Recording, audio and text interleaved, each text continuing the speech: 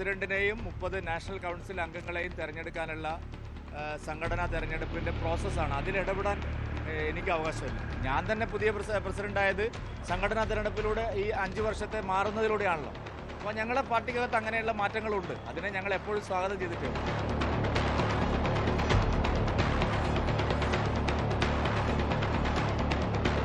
ഒരു കേന്ദ്രമന്ത്രിയായിരുന്നിട്ടുണ്ട്. അദ്ദേഹത്തിന്റെ കൃത്യമായിട്ടുള്ള പ്രവർത്തനങ്ങൾ ആ സമയത്ത് കേന്ദ്ര ഗവൺമെന്റുമായി ബന്ധപ്പെട്ടുകൊണ്ട് അദ്ദേഹം പ്രവർത്തിച്ച് തെളിയിച്ചു കാണിച്ചിട്ടുണ്ട്.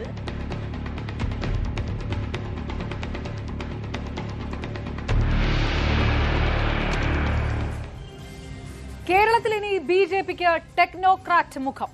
രാജീവ് ചന്ദ്രശേഖർ സംസ്ഥാന അധ്യക്ഷനാകുമ്പോൾ മാറുന്ന കാലത്തെ വികസനത്തിന്റെ മുഖമായി കേന്ദ്ര നേതൃത്വം അവതരിപ്പിക്കുന്നത് സംഘപരിവാർ പശ്ചാത്തലമില്ലാതെ വന്ന ഒരു നേതാവിനെയാണ്. ലോക്സഭാ തെരഞ്ഞെടുപ്പിൽ തിരുവനന്തപുരത്ത് നടത്തിയ മികച്ച പ്രകടനം, യുവാക്കളെ പാർട്ടിയിലേക്ക് ആകർഷിക്കുകയെന്ന ദൌത്യം, ഇതൊക്കെ മുൻനിർത്തിയാണ് മാറുന്ന കാലത്തെ വികസന മുഖമായി രാജീവ് ചന്ദ്രശേഖറിനെ ബിജെപി കേന്ദ്ര നേതൃത്വം നേരിട്ട് അവതരിപ്പിക്കുന്നത്. തൃശൂരിൽ ബിജെപിയുടെ ആദ്യ ലോക്സഭാ വിജയം നേടിക്കൊടുത്ത കെ സുരേന്ദ്രന്റെ പ്രകടനത്തെ മറികടക്കുമോ RC? സുരേന്ദ്രന് കഴിയാത്ത LDF UDF കോട്ടകളെ തകർക്കാൻ രാജീവ് ചന്ദ്രശേഖറിന് കഴിയുമോ? അതോ ഇത് കേരളത്തിൽ പൊരുതുന്ന ഒരു പാർട്ടിയുടെ പുറംഭാഗത്തെ മാറ്റം മാത്രമായി തീരുമോ? പാർട്ടിയുടെ ഈ സർജിക്കൽ സ്ട്രൈക്ക് ഗ്രൂപ്പ് പോരുകൾക്ക് അവസാനം കുറിക്കുമോ? ഒരു പുതിയ ദേശീയ പ്രതിച്ഛായ കൊണ്ടുവരുമ്പോൾ പ്രാദേശികമായിട്ടുള്ള അടിത്തറ പരിഗണിക്കേണ്ടതില്ല എന്ന് കൂടിയാണോ കേന്ദ്ര നേതൃത്വം കണക്കുകൂട്ടുന്നത്? 2026 നിയമസഭാ തെരഞ്ഞെടുപ്പ് അടുത്തു വരുമ്പോൾ കേന്ദ്ര BJP എന്തുകൊണ്ട് പരിചയസമ്പന്നരായ കേരള നേതാക്കളെ മറികടന്ന് രാജീവ് ചന്ദ്രശേഖറിനെ തെരഞ്ഞെടുത്തു? ഈ നേതൃമാറ്റം BJPക്ക് രക്ഷയാകുമോ എന്ന് പരിശോധിക്കുന്നു പ്രൈം ഡിബേറ്റ്. സ്വാഗതം.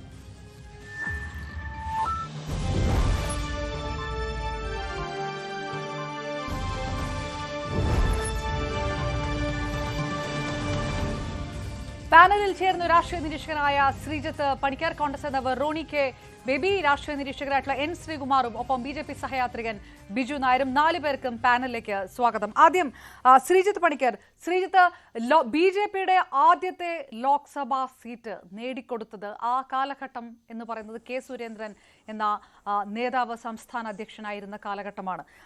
പാർട്ടിയുടെ വോട്ട് വിഹിതവും വർദ്ധിപ്പിക്കാൻ ആ കാലഘട്ടത്തിൽ കഴിയുകയും ചെയ്തു. വിമർശനങ്ങൾ ഉണ്ടാകുമ്പോൾ ഒരുപക്ഷെ ഈ അടുത്ത നിയമസഭാ തെരഞ്ഞെടുപ്പ് പടിവാതിൽക്കൽ നിൽക്കുന്ന സമയത്ത് കെ സുരേന്ദ്രൻ തുടർന്നേക്കും എന്നുള്ള വിലയിരുത്തലുകളും അത്തരം ചില പ്രഡിക്ഷൻസ് ഒക്കെ ഉണ്ടായിരുന്നു.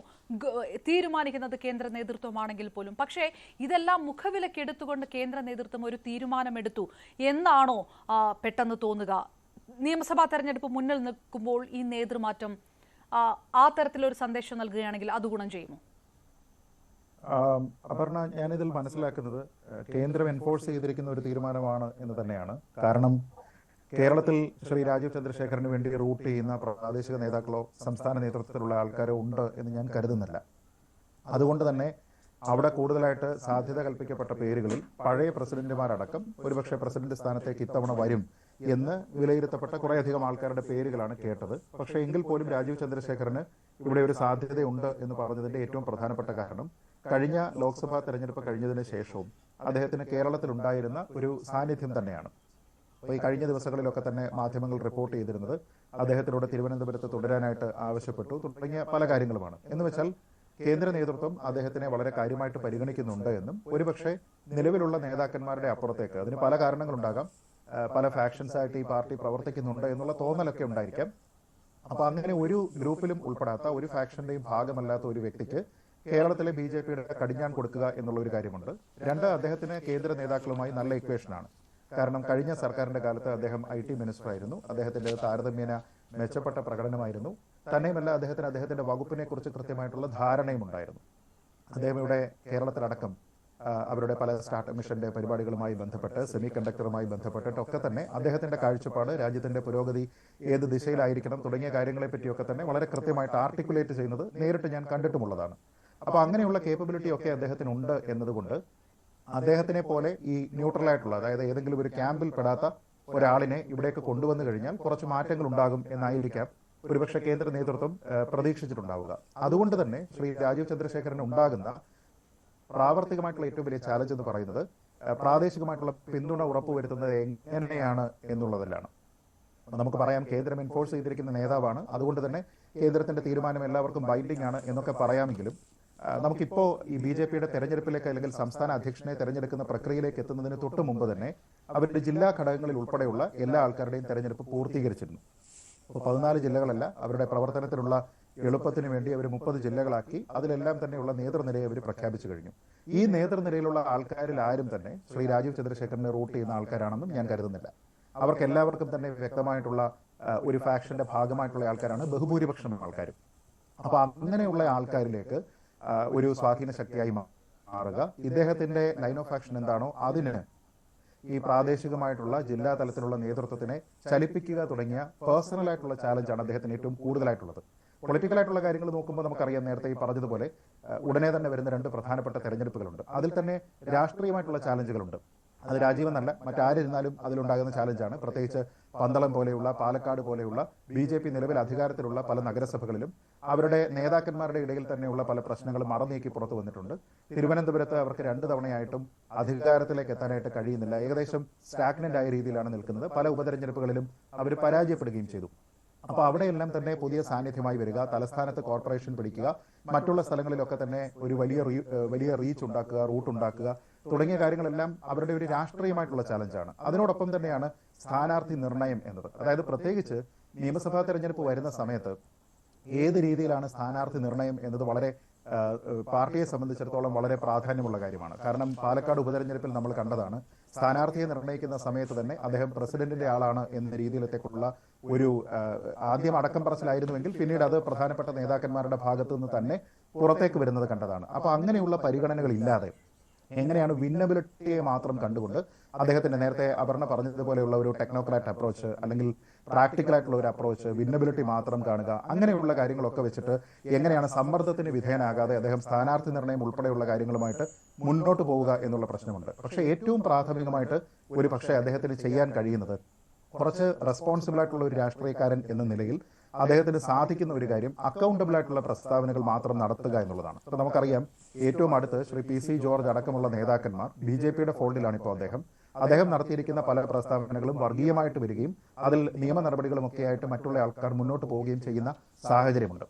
അപ്പൊ ഇങ്ങനെയുള്ള നിരവധി ആൾക്കാരെ നയിക്കുക എന്നുള്ള ഒരു ഉത്തരവാദിത്തം അദ്ദേഹത്തിനുണ്ട്.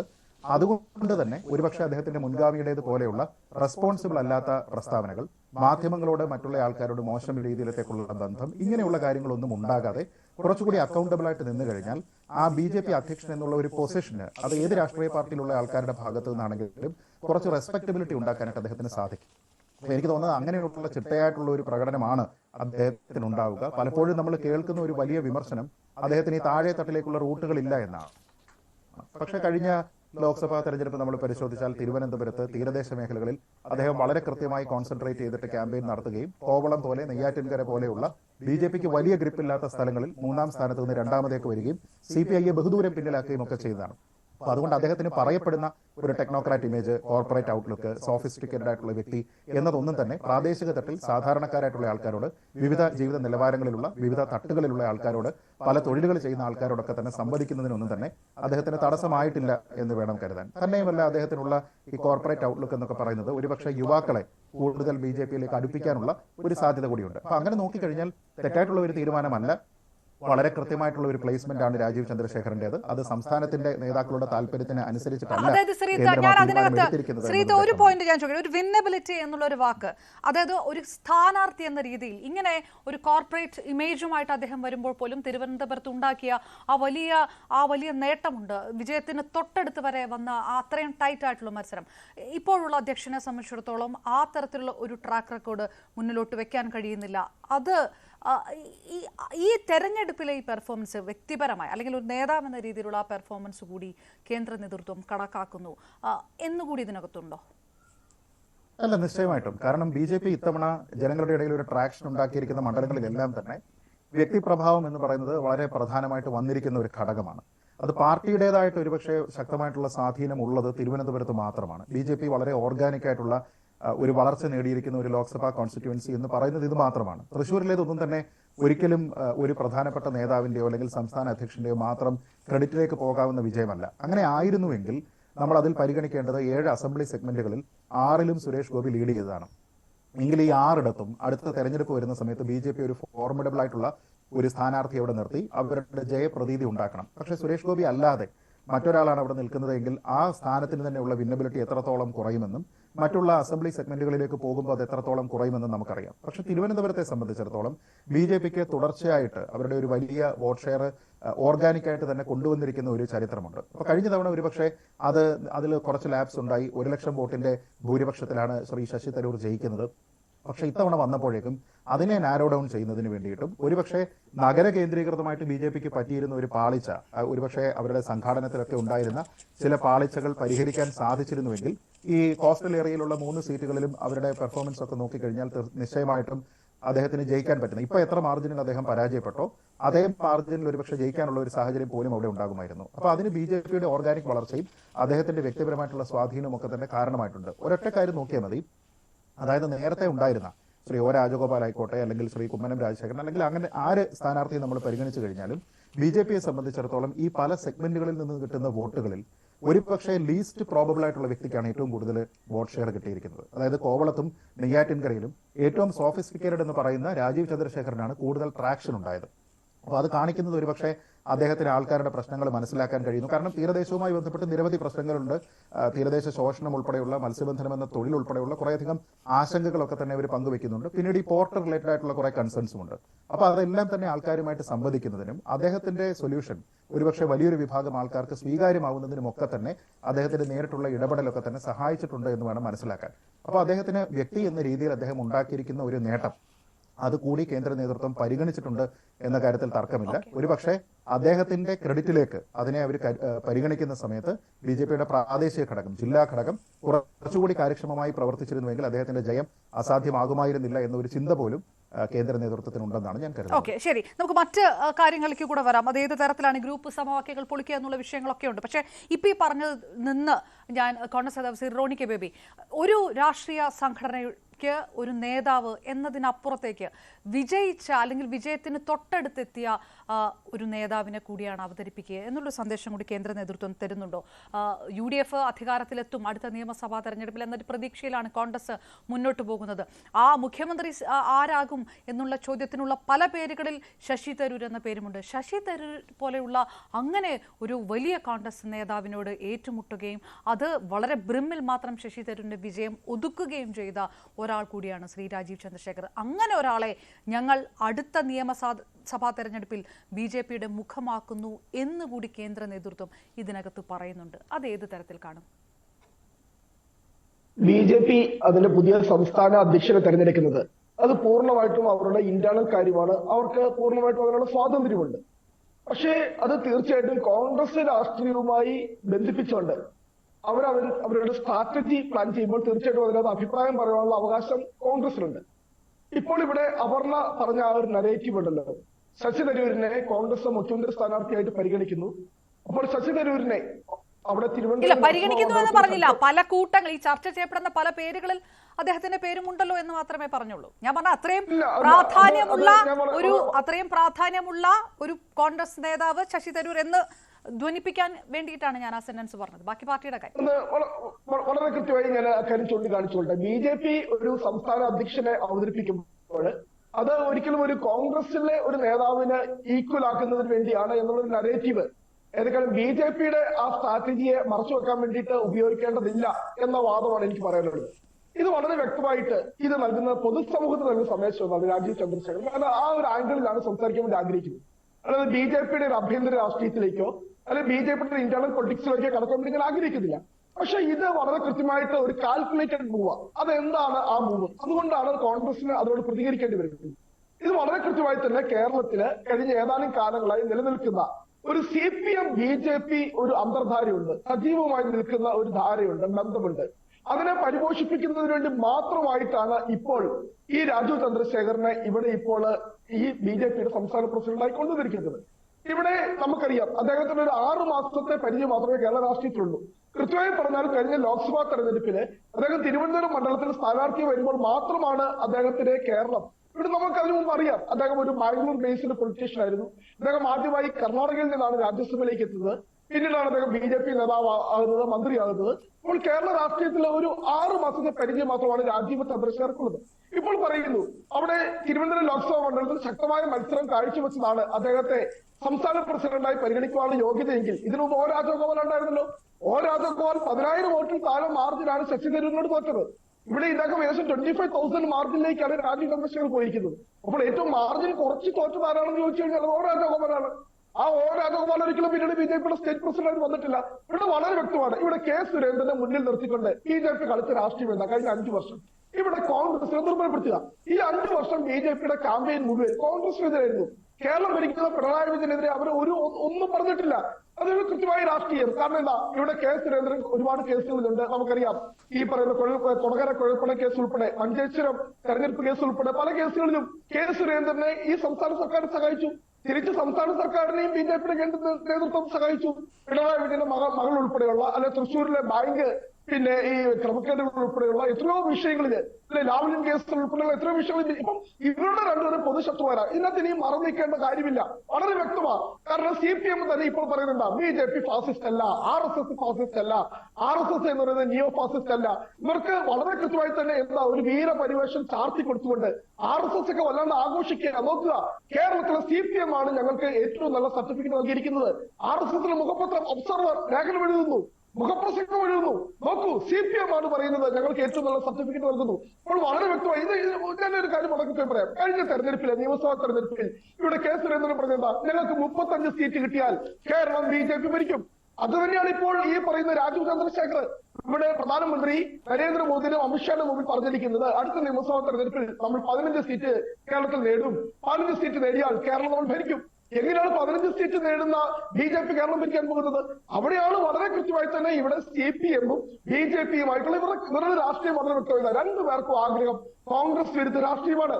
അതുകൊണ്ടാണ് രാജീവ് ചന്ദ്രശേഖർ കഴിഞ്ഞ ലോക്സഭാ തെരഞ്ഞെടുപ്പിൽ ഉൾപ്പെടെ ഈ കഴിഞ്ഞ 6 മാസം അദ്ദേഹം 6 മാസമായി തിരുവനന്തപുരം കേന്ദ്രീകരിച്ച് പ്രവർത്തിക്കുകയാണല്ലോ.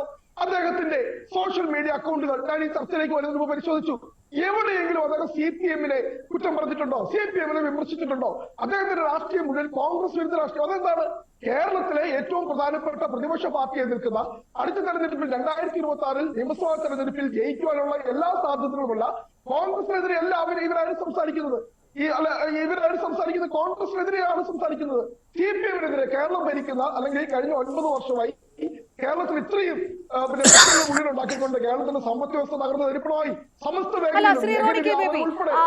ശ്രീ റോണിക്ക് ബേബി, തിരുവനന്തപുരം പോലെയുള്ള ഒരു സ്ഥലത്ത് ഒരു നഗര കാഴ്ചപ്പാടിൽ പുതിയ തലമുറയെ അഡ്രസ്സ് ചെയ്തുകൊണ്ടുള്ള ഒരു രാഷ്ട്രീയം മുന്നോട്ട് വെക്കുക, അതാണല്ലോ ശ്രീ രാജീവ് ചന്ദ്രശേഖറും ശശി തരൂരും ചെയ്ത്. അതാണ് അത് ക്ലിക്കാകുകയും ജനങ്ങൾ അദ്ദേഹത്തെ സ്വീകരിക്കുകയും ചെയ്തു. അദ്ദേഹവും തന്നെ ഫേസ്ബുക്ക് പോസ്റ്റുകളിലും സ്വാഭാവികമായിട്ടും CPM-നെ വിമർശിക്കുന്ന ഫേസ്ബുക്ക് പോസ്റ്റുകൾ താങ്കളും കണ്ടിട്ടുണ്ടാവില്ലല്ലോ. അല്ല അത് തന്നെ പറയല്ലേ. ശശി തരൂർ കൃത്യമായി അദ്ദേഹം പറയേണ്ട രാഷ്ട്രീയമൊക്കെ അദ്ദേഹം കൃത്യമായി തന്നെ പറയുന്നുണ്ട്. അദ്ദേഹം CPM-നെ അല്ലെങ്കിൽ അദ്ദേഹം ഈ പറയുന്ന നമ്മുടെ വ്യവസായ നയവുമായി ബന്ധപ്പെട്ട് അദ്ദേഹത്തിന് തിരുത്തലുകൾ വന്നപ്പോൾ അത് തിരുത്തിയിട്ടുണ്ട്.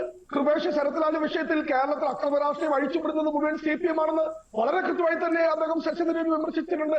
പക്ഷെ അതുപോലെ ഒരു വിമർശനം എന്നൊരു കാര്യം ചോദിക്കുന്നത്, ഇവിടെ തിരുവനന്തപുരം മാത്രമാണോ കേരളം എന്ന് പറയുന്നത്? തിരുവനന്തപുരത്ത് 3-4 നിയമസഭാ മണ്ഡലങ്ങൾ നഗര കേന്ദ്രീകൃതമായിട്ടുള്ള പട്ടിയൂർക്കാവോ, തിരുവനന്തപുരമോ, നേമമോ അങ്ങനെയുള്ള 3-4 സീറ്റുകൾ മാത്രമാണോ കേരളം എന്ന് പറയുന്നത്? അപ്പോൾ അത് മാത്രമാണോ ഒരാളെ BJP? ഇവിടെ വളരെ കൃത്യമല്ലേ CPM-ഉം ഈ പറയുന്ന രാജീവ് ചന്ദ്രശേഖറുമായിട്ടുള്ള ബന്ധമെന്നാണ് വളരെ വ്യക്തമായിട്ടുള്ള വൈദേഹം എന്നൊരു റിസോർട്ട് തന്നെ. EP ജയരാജൻ എന്ന് പറയുന്നത് CPM-ന്റെ ഏറ്റവും മുതിർന്ന നേതാവുമായി ഇവർക്കുള്ള ബിസിനസ് ബന്ധം എന്താണ്, ഇവർക്കുള്ള വ്യക്തിബന്ധം എന്താണ്, ഇവർക്കുള്ള കച്ചവടം എന്താണെന്നുള്ളത് വളരെ വ്യക്തമാണ്. അപ്പോൾ ഇപ്പോൾ BJP എടുത്തിരിക്കുന്നതാണ്. ഞാൻ ചോദിച്ചോട്ടെ, ഇവര് സംസ്ഥാന പ്രസിഡന്റിനെ കൊണ്ട് ശോഭാ സുരേന്ദ്രൻ താഴെ തൊട്ട് എത്രമാത്രം സമരങ്ങളിലൂടെ കേരളം മുഴുവൻ ഓടി നടന്ന് സംഘടിപ്പിച്ച MT രമേശ് എത്രയോ വിദ്യാർത്ഥി പ്രക്ഷോഭങ്ങളിലൂടെ ABVP-യിലൂടെ യുവമോർച്ചയിലൂടെ വളർന്നു വന്ന ഒരു നേതാക്കളാണെങ്കിൽ അവരെ എല്ലാം മാറ്റി നിർത്തി എന്താ ഒരു ടെക്നോക്രാറ്റിനെ കൊണ്ടുവരുന്നതിന്റെ രാഷ്ട്രീയം ഞങ്ങളതേ മാത്രമോട് ചർച്ച ചെയ്തുള്ളൂ. BJP-യുടെ സ്റ്റേറ്റ് പ്രസിഡന്റായി ആരെയും കൊണ്ടുപോകാനുള്ള പൂർണ്ണ സ്വാതന്ത്ര്യം അവർക്കുണ്ട്. പക്ഷേ അത് പൊതുസമൂഹത്തിൽ നൽകുന്ന സന്ദേശം എന്ന് പറയുന്നത് ഇവിടെ CPM-ഉം BJP-യും നമ്മൾ കൃത്യമായിട്ടുള്ള അന്തർധാര അടുത്ത നിയമസഭാ തെരഞ്ഞെടുപ്പ് മുന്നിൽ കണ്ടുകൊണ്ട്. കാരണം കഴിഞ്ഞ നിയമസഭാ തെരഞ്ഞെടുപ്പിന്റെ സമയത്താണല്ലോ RSS-ന്റെ സൈദ്ധാന്തികനായിട്ടുള്ള ബാലശങ്കർ ഇന്ത്യയിലെ ഏറ്റവും മുതിർന്ന 5 RSS നേതാക്കളിൽ അവരുടെ സൈദ്ധാന്തികളിലാണ് ആർ ബാലശങ്കർ. അദ്ദേഹം പറഞ്ഞത് 40 നിയമസഭാ സീറ്റുകളിൽ CPM BJPയുമായി കേരളത്തിൽ 2021 നിയമസഭാ തെരഞ്ഞെടുപ്പിൽ ധാരണ ഉണ്ടായിരുന്നു എന്ന് പറഞ്ഞ ബാലശങ്കർ. അപ്പോൾ അതേ ധാരണ വീണ്ടും ശക്തമായി തുടരാൻ വേണ്ടി ഇവിടെ നടന്ന ഇതിനു മുമ്പ് നടന്ന നിയമസഭാ തെരഞ്ഞെടുപ്പൊക്കെ നോക്ക്. ആ ആരോപണത്തിൽ എനിക്കൊരു എതിരഭിപ്രായമുണ്ട്. ഞാൻ ശ്രീ റോണിക്ക് ബേബി, ഞാൻ തിരികെ എത്താം. ബിജു നായർ, താങ്കൾക്ക് വരുന്നതിന് മുൻപ് ശ്രീ N ശ്രീകുമാർ, ഹിന്ദു വോട്ടുകൾ നേടിയെടുക്കാനുള്ള കെ സുരേന്ദ്രൻ അടക്കമുള്ളവരുടെ വളരെ ആക്രമണോത്സുകമായിട്ടുള്ള ഒരു ആറ്റിറ്റ്യൂഡൊക്കെയാണ് ശബരിമല വിഷയത്തിലടക്കം കണ്ടത്. ഒരുപക്ഷെ ന്യൂനപക്ഷങ്ങളെയൊക്കെ വല്ലാതെ അകറ്റി നിർത്തുകയും ചെയ്ത രീതിയിലേക്ക് കാര്യങ്ങൾ പോയി. ഇത് ക്ലിക്കാകുന്നില്ല എന്ന് കേന്ദ്ര നേതൃത്വം മനസ്സിലാക്കുന്നു. അതുകൊണ്ട് തന്നെ ശശി തരൂരിന്, രാജീവ് ചന്ദ്രശേഖരന് ശശി തരൂരിനേതുപോലെയുള്ള അത്തരത്തിലുള്ള ഒരു മുഖമുണ്ട്. അതൊരു പുതിയ തലമുറയെ അഡ്രസ്സ് ചെയ്യുന്ന ഒരു മുഖമാണ്. അങ്ങനെ ഒരാൾ വരുമ്പോൾ ഈ നിലപാട് മാറി എന്നുള്ളൊരു സന്ദേശം പോലും ഒരുപക്ഷെ മുന്നോട്ട് കൊടുക്കാൻ കഴിയും. ഈ ന്യൂനപക്ഷങ്ങളെ അടക്കം ആകർഷിക്കാൻ കഴിയും, പുതിയ തലമുറയെ ആകർഷിക്കാൻ കഴിയും. ആ തരത്തിൽ വളരെ പോസിറ്റീവായിട്ടുള്ള ഒരു നീക്കമാണ് കേന്ദ്ര നേതൃത്വത്തിന്റെ ഭാഗത്ത് നിന്ന് ഉണ്ടായിരിക്കുന്നത് എന്ന് താങ്കൾക്ക് തോന്നുന്നില്ലേ? അതല്ലാതെ ഇതൊരു CPM ഒരു BJP ബാന്ധവത്തിന്റെ ഭാഗമായിട്ടുണ്ടാക്കിയ ഒരു നടപടിയാണ്, നീക്കമാണെന്ന് താങ്കളും കരുതുന്നുണ്ടോ ശ്രീ N ശ്രീകുമാർ?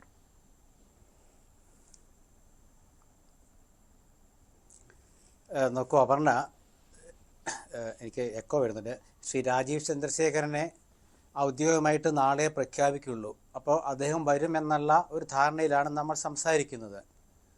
അദ്ദേഹത്തെ BJPയുടെ സംസ്ഥാന പ്രസിഡൻ്റായിട്ട് കേന്ദ്ര നേതൃത്വം നിർദ്ദേശിക്കുമ്പോൾ കേരളത്തിലെ BJPയുടെ ഒരു നേതാവിനെയും കേന്ദ്ര നേതൃത്വത്തിന് വിശ്വാസമില്ല എന്നാണ് ഒന്നാമത്തെ അർത്ഥം വരുന്നത്.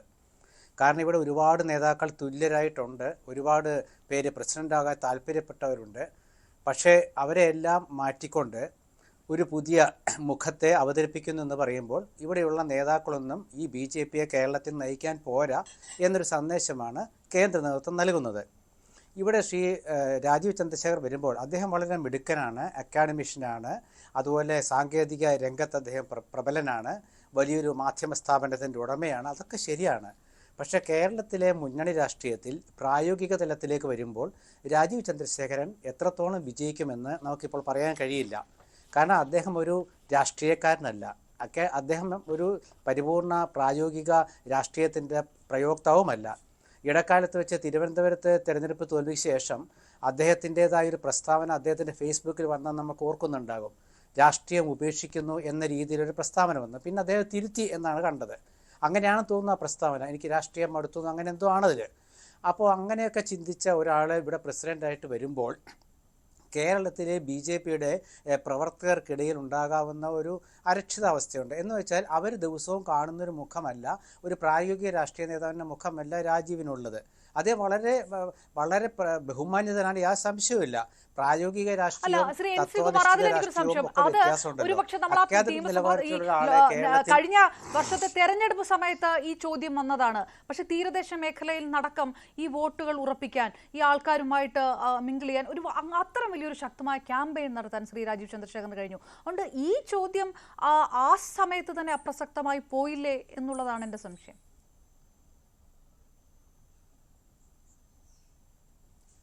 അല്ല, നോക്കൂ, ഒരു തെരഞ്ഞെടുപ്പ് അല്ലല്ലോ ഒരു നേതാവിൻ്റെ തുടർന്നുള്ള സംഘടനാപരമായ നേതൃപാഠവും തീരുമാനിക്കുക.